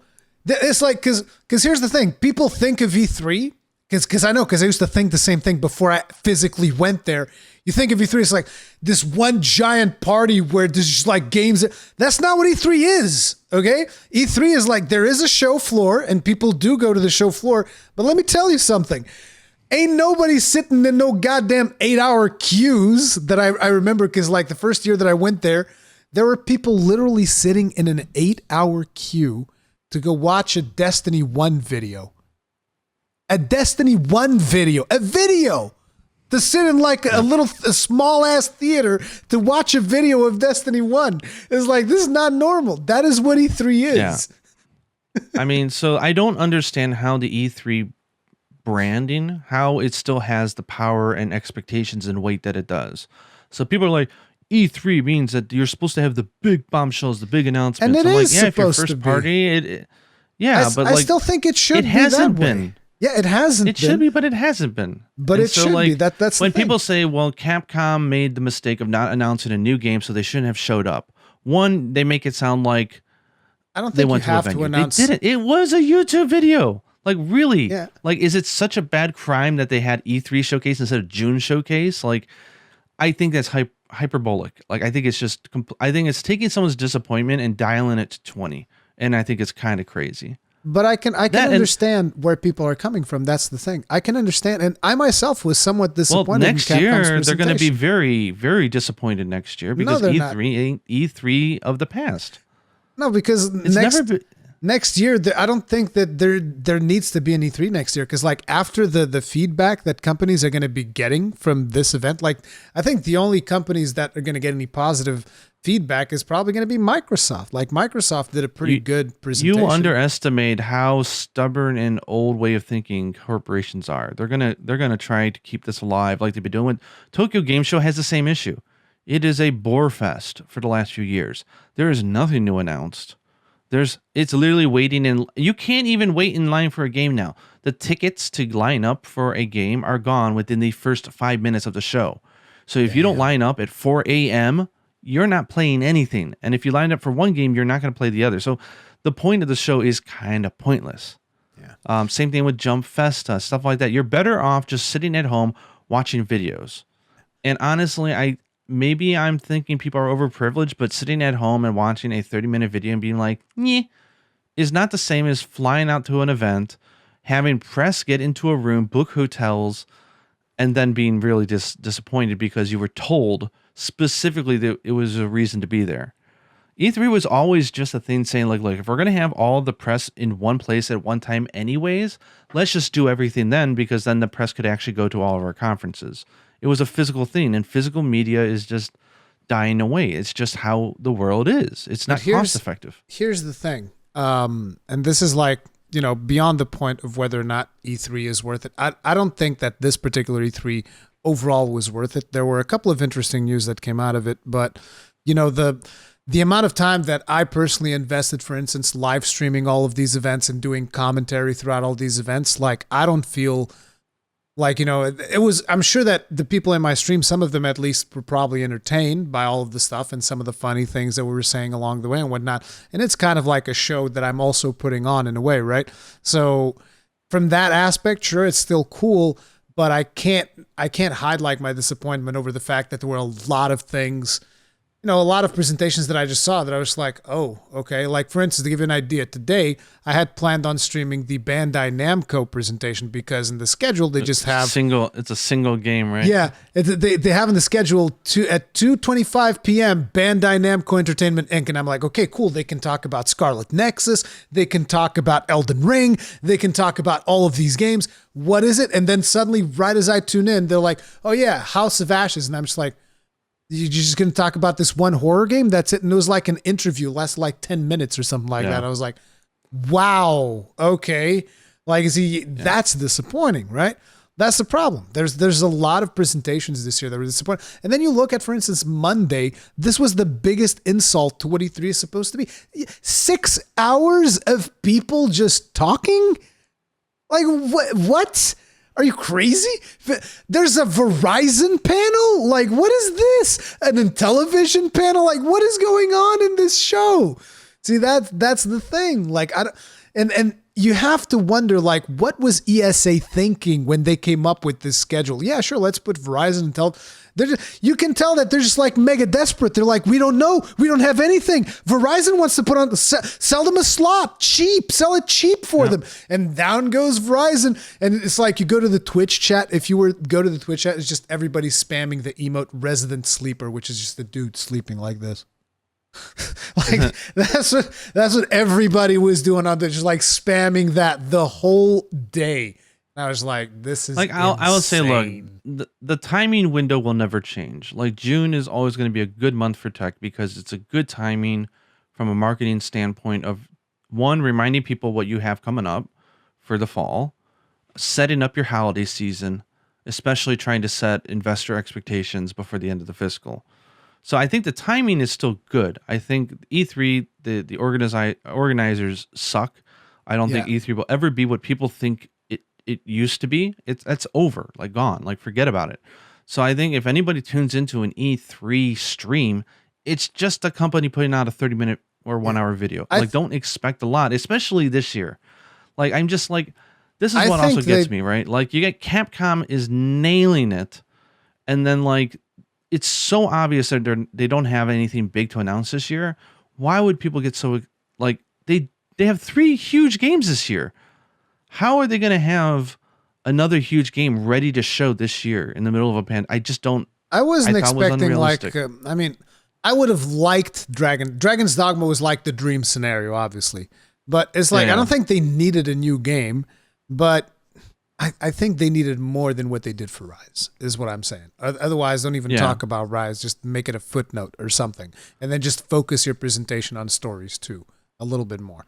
That would have been cool. Yeah, I mean, But so ultimately, disappointing, here's yes. the. I'm not gonna look. I was hyped for the Stories trailer. I thought it was great.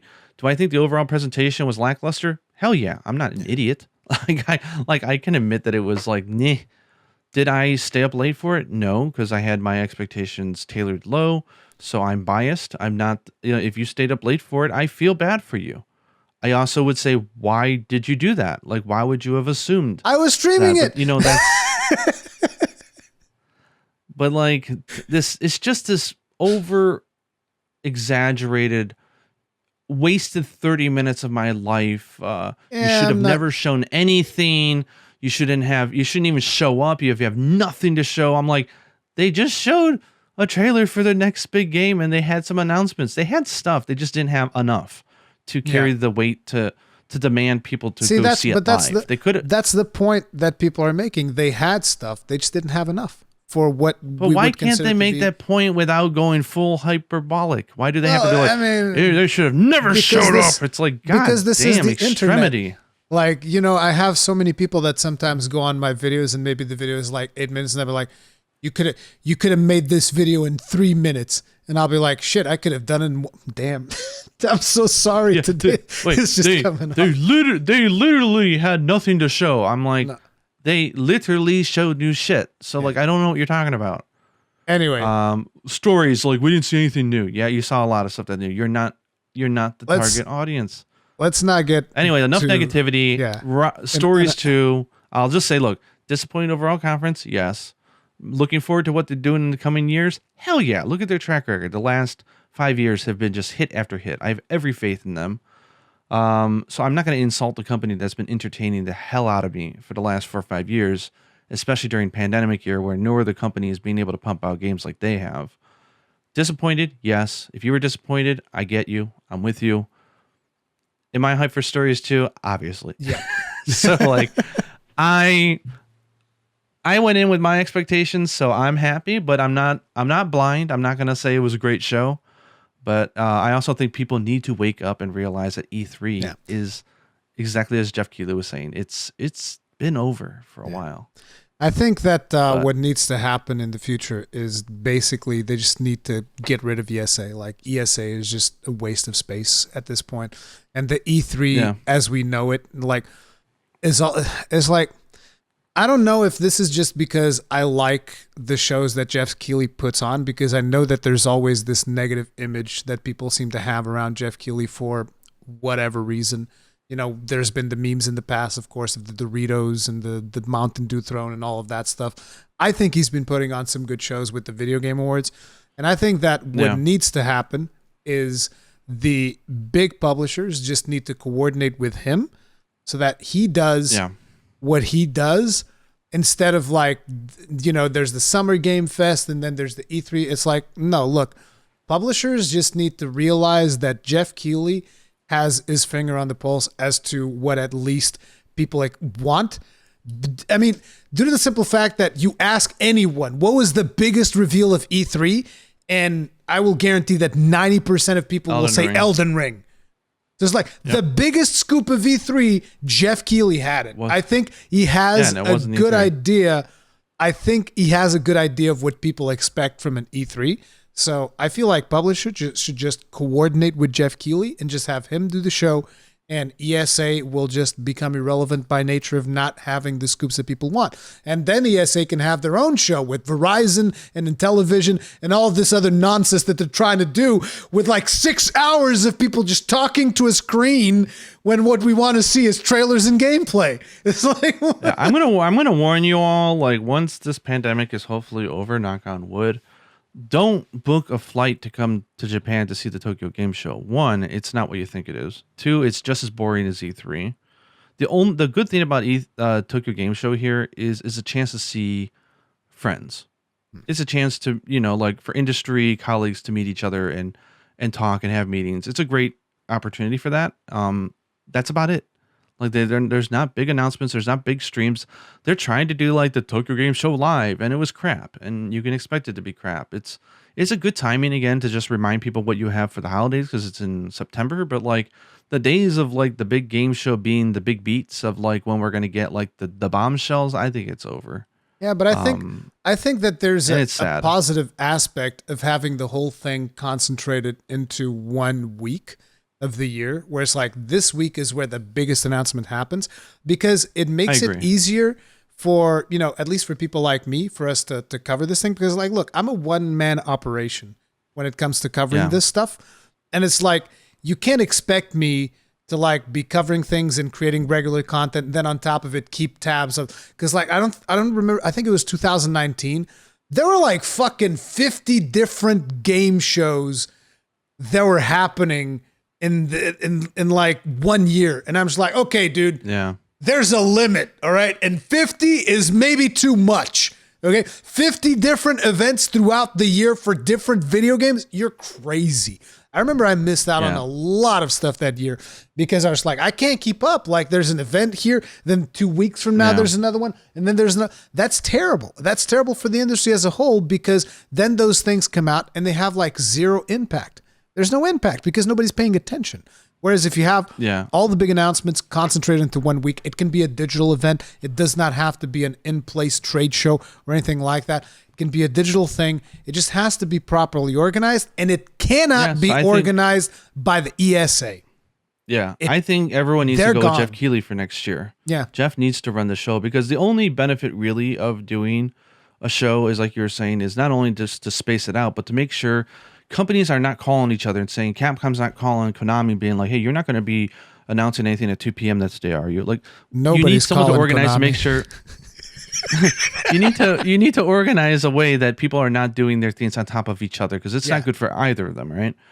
And that's exactly what Jeff would do. So I hope I hope this summer Game Fest becomes a thing, and E3 can just die off like the puppy it is, and we'll move on. Yeah, I think that's something that we can all agree. I don't think anybody wants to see a repeat of what the ESA has done this year. I think it's pathetic. I think they do a terrible job. Yeah, but I think the brand name, the brand name E3 needs to get shat on. I think people need to stop thinking that it's like what it was in 1990 or something. Yeah, it's not the same. Yeah, So E3. wake up.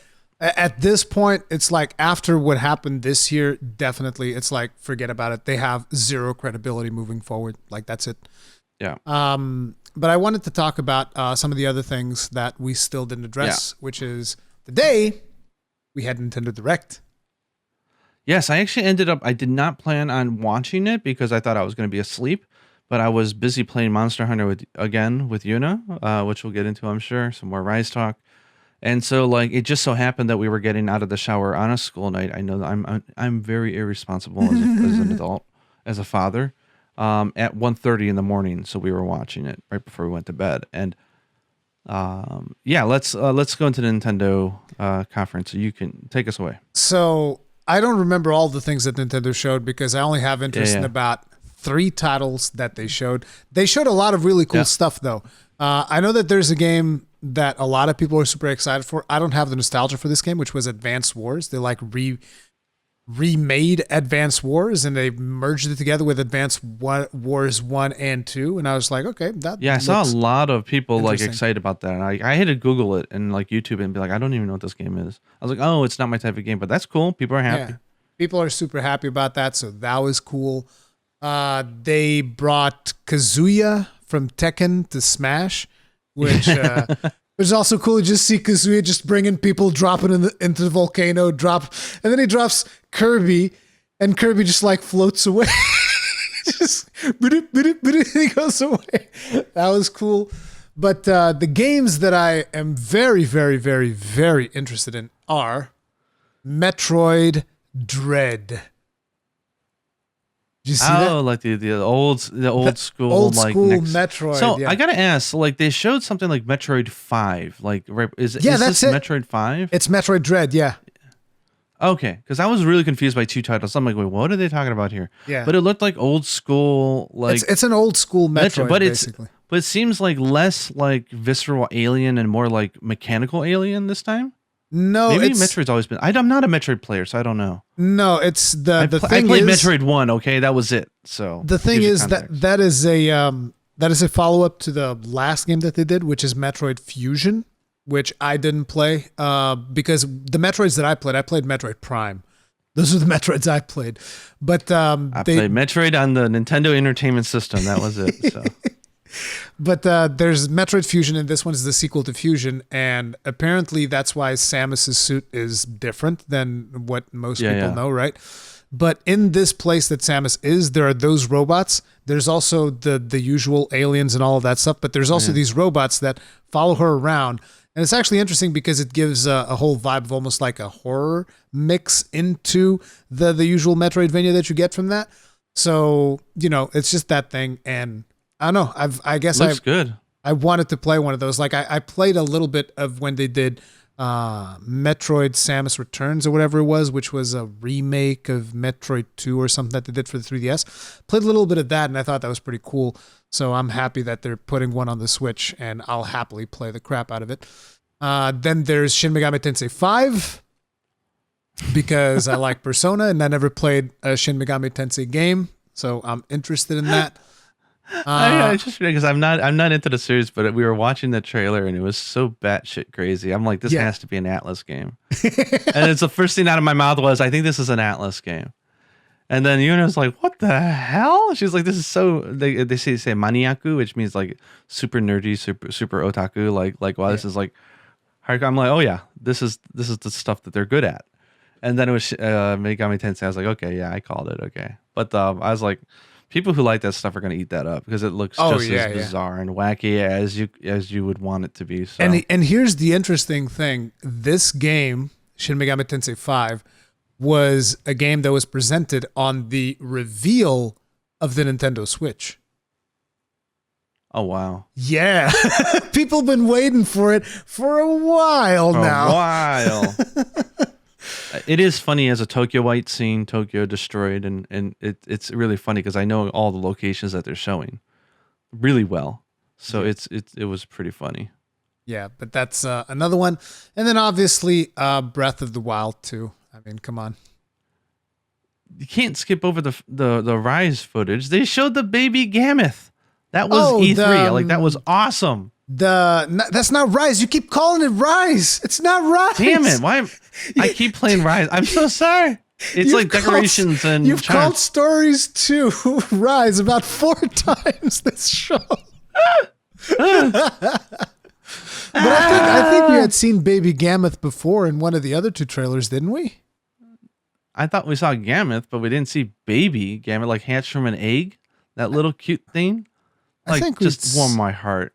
I think we'd saw him before, but yeah, it looked cool. And they showed more gameplay in the Nintendo press conference. I feel like so good. The one thing that I still don't know, and I really want to know, is how exactly does the co-op work?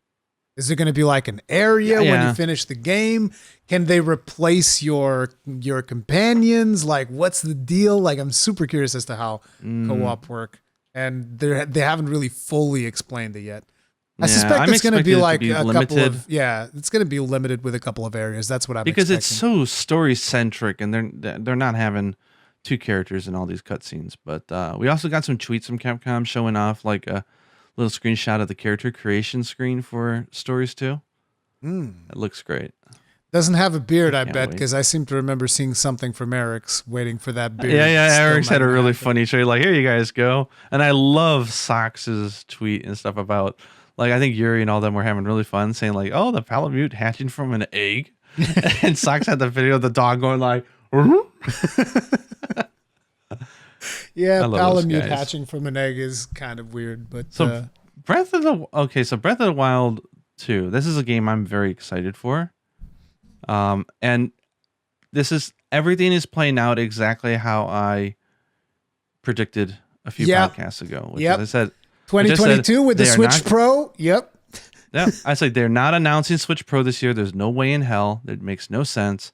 They'll do it in the summer alongside Monster Hunter Rise Ultimate. They'll get the initial stock out. They'll have them on the shelves for holiday season for like an October release of Breath of the Wild 2, right before holiday shopping season. It'll be perfect. It makes perfect sense that they would release. Gameplay looked great.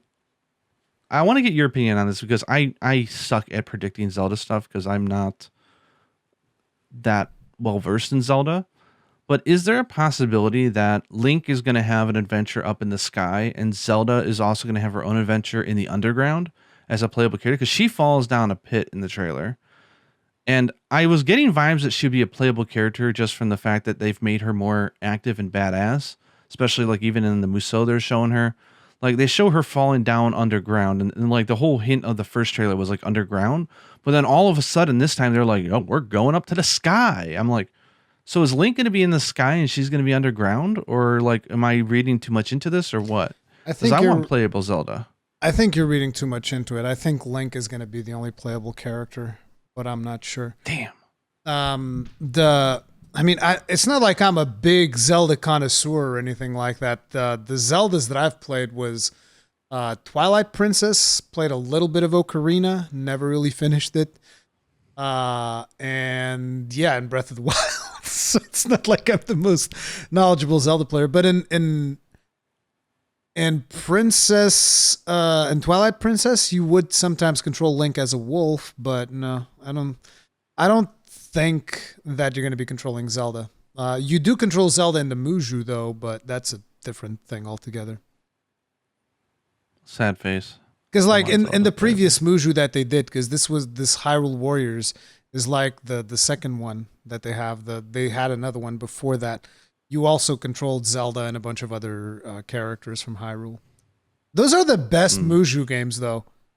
Like out of all the Muju games, are you saying Musou or is that not how you say it? I've always heard people say Muju. Am I wrong? No, it's Musou. Musou. Okay. Yeah.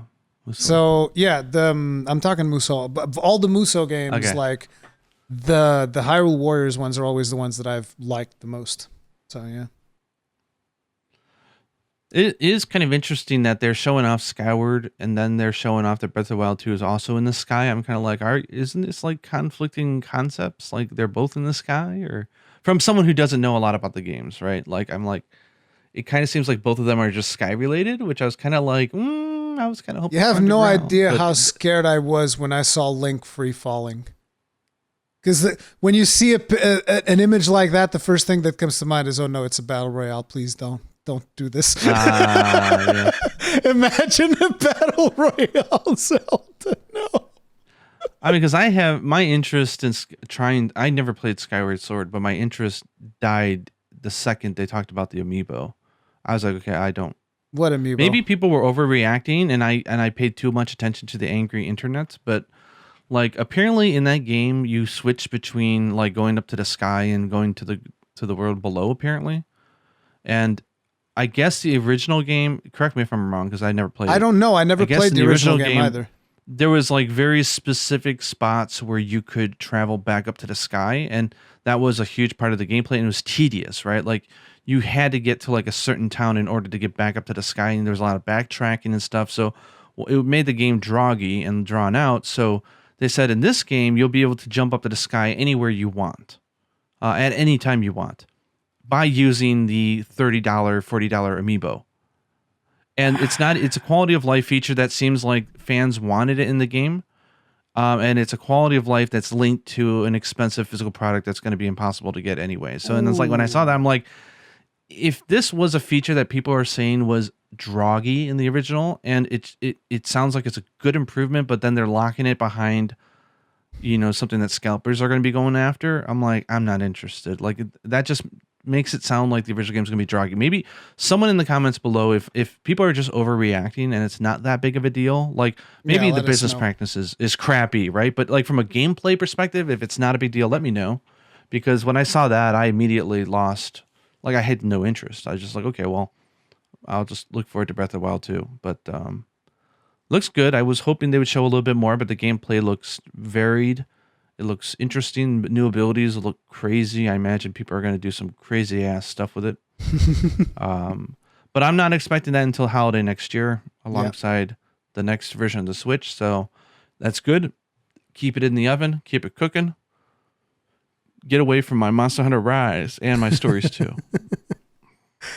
Exactly. But those are pretty much all of the shows. There is one conference that I haven't talked about that I want you to eventually watch, because I'm sure you probably didn't watch it. Is this the one I was asking about? I don't know. Like, I keep reading that people said that there was a conference in which they didn't even talk about games, and it was Take-Two, apparently. Oh, no. Don't watch that. That's Did garbage. they actually talk about games or no? I don't know. I didn't watch it. Like I told you, on Monday, I almost didn't watch anything because I would go to the channel. It's just a bunch of people talking, and I'm just like, no, this is not infomercials. E3. Yeah, it's like, listen, people talking, that's our podcast. That's what we do, and we're entertaining, and people seem to appreciate that. People talking at E3, that's a different thing altogether, okay? But the one that I want you to watch is the Devolver Digital press conference. You ever watch one of those? No, I'm gonna note this down right now. Yeah, note it down. You should watch that. Devolver Digital. They're a publisher. Event. So what they do is they always keep their finger on the pulse to see what's the big thing that the industry is doing, and then they make a huge satire out of it. Like, that's their press conference. Like, they show their games in the middle of that satire, but they're just like doing completely crazy stuff. Like, to give you an idea, one of the things that they did during this press conference is they sold, and they actually did this. They sold a tape. You know how there's the thing called the NFTs now, which are like these non-fungible tokens. It's a weird thing, right? So they said, okay, so we're gonna make our own NFT. And it's this tape, and it's a VHS tape, but what NFT means is non-fuckwithable tape. Yeah. But they have like this whole show about like just basically making a whole satire of what some of the monetization. Yeah, it's a good laugh. It's friggin' hilarious. Okay. Doesn't make any sense whatsoever. But it's amazing. It is, as far as I'm concerned, the best press conference of the entirety of E3. Just like straight up, no other conference comes close to it. It's awesome. But yeah, they're like a publishing label for indie titles and whatnot, which is weird because like, well, if they're indie, they're under a label. That's weird. But yeah, they kind of like aggregate games that they think are going to be good, and then they publish those. And yeah, it's usually pretty cool. That sounds fun. Yeah, they had some interesting games. They have Shadow Warrior 3, Death's Door, and Wizards with Guns. These were 3 titles that I was like, these look kind of cool. I want to check these out. But yeah, that's the entirety of E3. So we had our E3 special Third Fleet podcast, which was kind of light on the Monster Hunter content. But I was gonna ask, like, are you still playing Rise, like, or what's going on? Because I can go on forever talking about what I've been up to. Oh, I'm still playing Rise 100%. Just today, I've been trying to get back into the swing of things with the gun lance. It's been very hard because, like, I did a couple of hunts with the sword and shield, and I even put a tweet about this because today I couldn't kill Volstrax without carding. It's a known side effect of shield and sword is that it makes it hard to go back to any other weapon. It was like I could not kill Volstrax. I would always cart at least once, and I was trying to record a video because I did that video today where I talked about I did a recap of all of the news that were talked about during the Capcom press conference, and I just wanted to have some B-roll for that video of me fighting Volstrax with a gun lance. And I got to the point where I was like, dude, I'm about to just equip a sword and shield and slap the crap out of this Volstrax, dude. Like, this is insane. It's being really frustrating to get back into the gun lance because I can't be as aggro as I usually am with sword and shield. That and Sword and Shield and Valstrax is such a good matchup. Yep. Like, if you're having trouble with that monster, try Sword and Shield. Focus on Shield. Just stay next to his face. It's a really good matchup. Like, it's much easier than the other weapons. And you'll have a fun time, I think. Pretty much. But yeah, I think I've probably reached that point in Rise where I think I'm going to be playing most of the time with Sword and Shield because I love the gun lance, but it's just the drawbacks of the gun lance are getting to be too annoying for me right now. So here's a question. Which Sword and Shield are you using? Which ones? Rampage. Rampage, okay. Pretty much just How are you Rampage. speccing it out? Just for raw damage with Sharpness 1. So I would assume Sharpness it's like 1, yeah. non-elemental Two boost, handicraft. Sharpness 1, and what's the thing that you can get on the third? I forget. I know that I have. So the Affinity first one boost? you get Sharpness 1. Yeah, Affinity. What's it called? Yeah. The one that reduces a little bit of attack and gives you like a decent chunk of affinity. 20% affinity. Affinity Surge, yeah. That's the one that I'm Yeah. rocking. So yeah, I got that. What design are you using? Volstrax. Volstrax looks good. Yeah, I'm using that with I'm using the Mizutsune fan. Of course, it doesn't have a shield. Your sword and I know, shield doesn't have a shield. Smacking people with my hand. I did make the T-Rex sword and shield, and it is really nice as well. It is. I'm not a fan of the design, but the power behind that thing is just like, oh. It's good. an absolute beast. But I think the Rampage competes with it a little bit because I don't have to deal with the negative affinity, and I still get the white sharpness. You just have to make sure to use protective polish. I mean, you don't even have to use protective polish. No, really. I don't even use protective polish. Yeah, I use protective polish because I like to play suboptimally.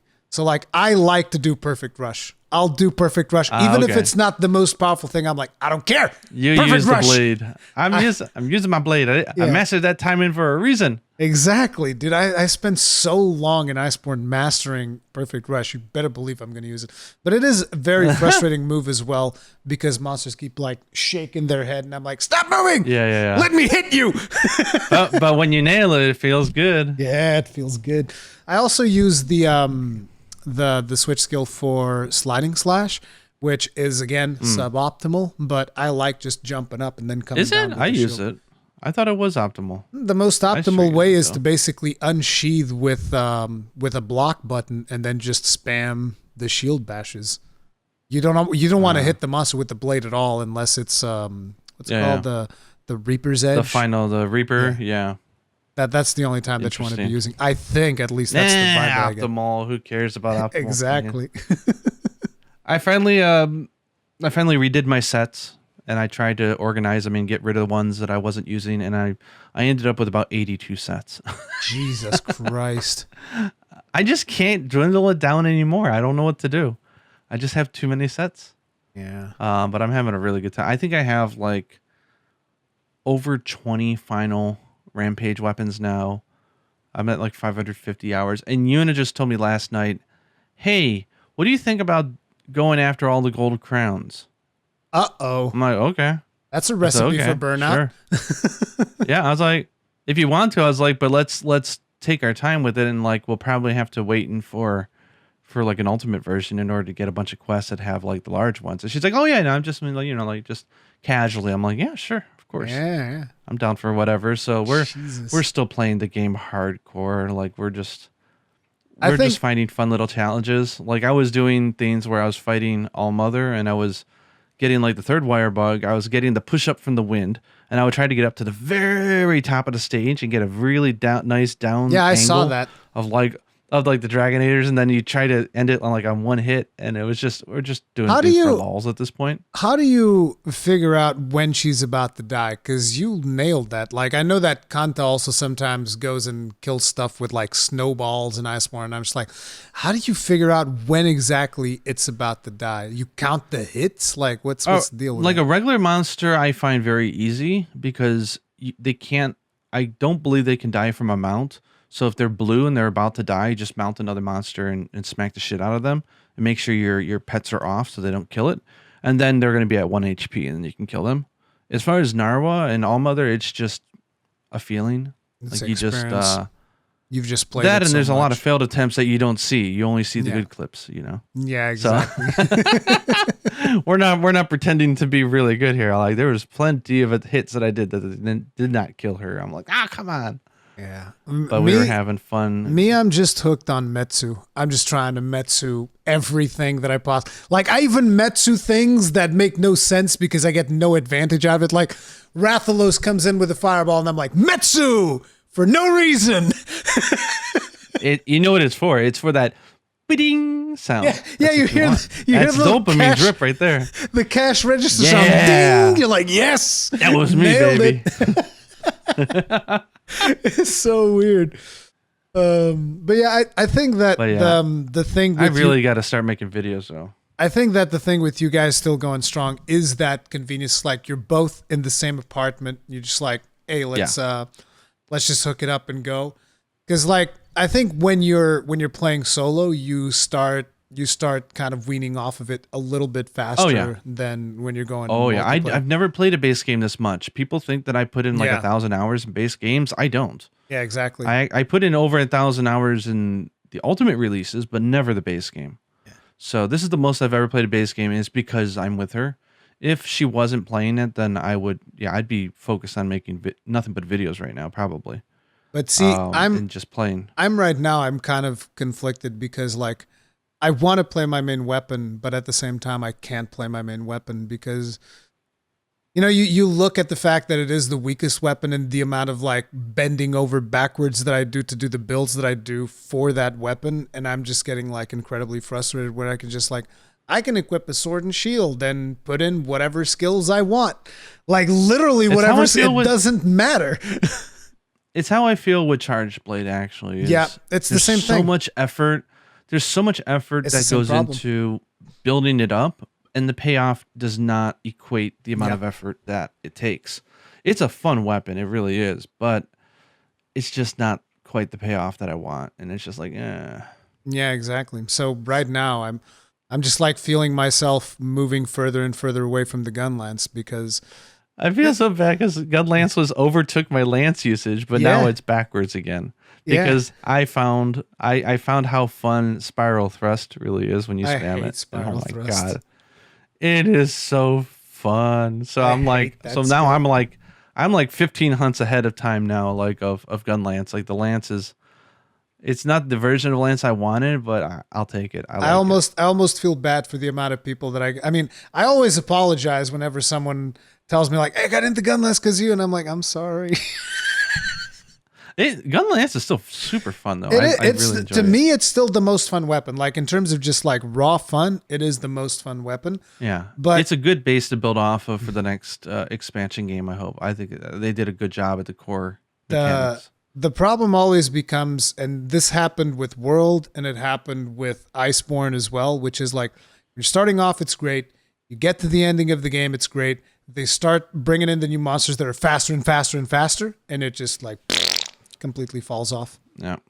It's a serious problem. The thing I want most right now for Rise is because I'm going to stop playing Rise, I think, for the most part when Stories 2 comes out. Yeah, I'm gonna be pretty hardcore. I think I'll still play Stories that's Rise gonna now be and then, but 10 days from now, dude.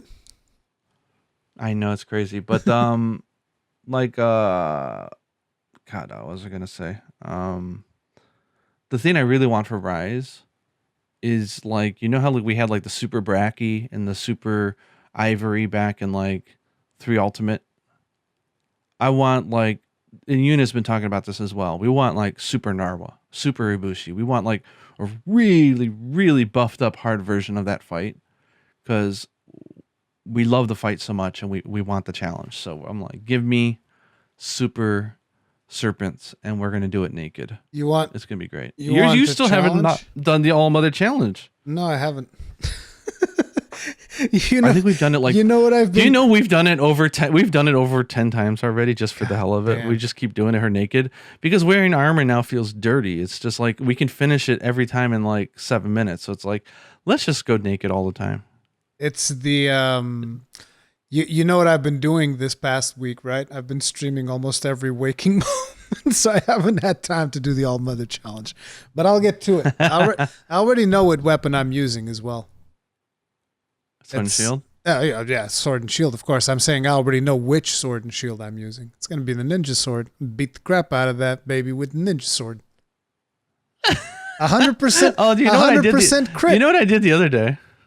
So the other day, I killed Ibushi. Then I went down to Naru, and I was just sitting there. I was like, I need a way to disrespect this monster. So I asked Yuna for an idea, and she says, why don't you kill it with the hunter's knife, like the first like 50 attack sword and shield that you get, that like yellow sharpness horrible starter weapon. I'm like, okay, that's good.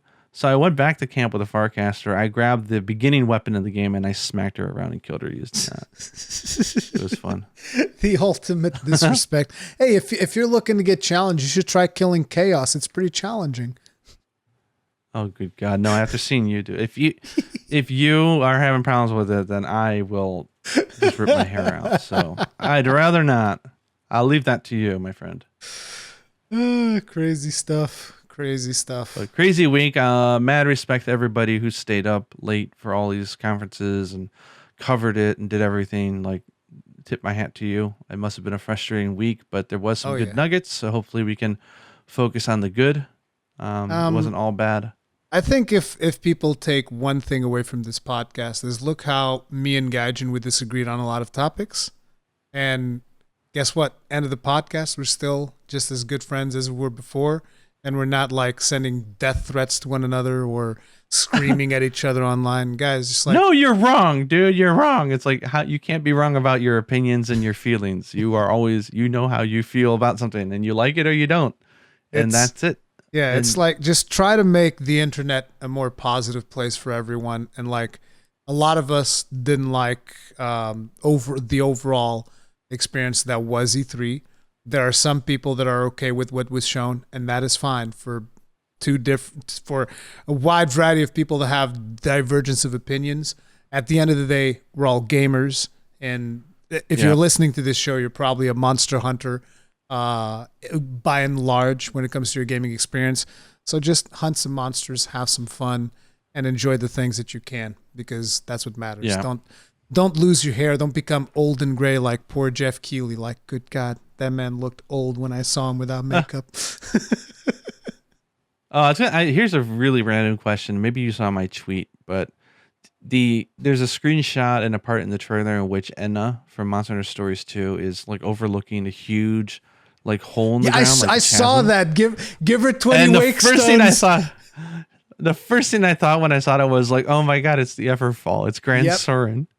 And I was thinking so hard how to make that joke. I'm like, do I put fake subtitles to say this used to be Grand Soren, or do I just like, let's just give her 20 wake stones. 20 wake stones. People who get it. She needs to get out. Give her 20 wake stones so that you could go fight Grigori, right? When you get the 20 wake stones, that's what you can do. Yeah. You can go fight Grigori. So Capcom, fair warning, 2022, we are expecting E3. We are expecting Dragon's Dogma to announce. Actually, there's a bunch of Everfalls if you think about it like that in stories too. It's all those raised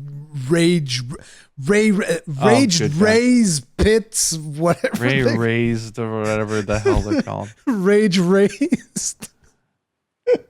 The frenzied monsters.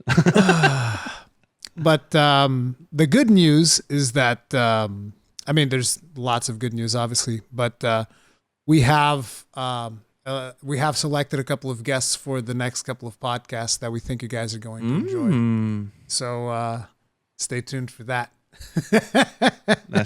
That'll be fun. That'll be fun indeed. But that is going to be it for today. Sorry that there wasn't as much Monster Hunter talk as usual, but obviously there was a lot of stuff that we wanted to talk about E3. We had almost no notes today. We just wanted to kind of like hang out and talk about E3. Hopefully you guys enjoyed it as much as we did. We'll see you guys on the next one with much more focus on Monster Hunter next time around. If you guys enjoyed it, hit up the like button. If you did not enjoy it, hit the dislike button. Feedback, as always, is important. If you usually enjoy our podcast, subscribe, bell notification icon, all of that stuff. We'll see you guys on the next one. Stay strong. Stay safe. And good luck beating Chaos in the demo of the Final Fantasy Origins game. Don't do that. Peace.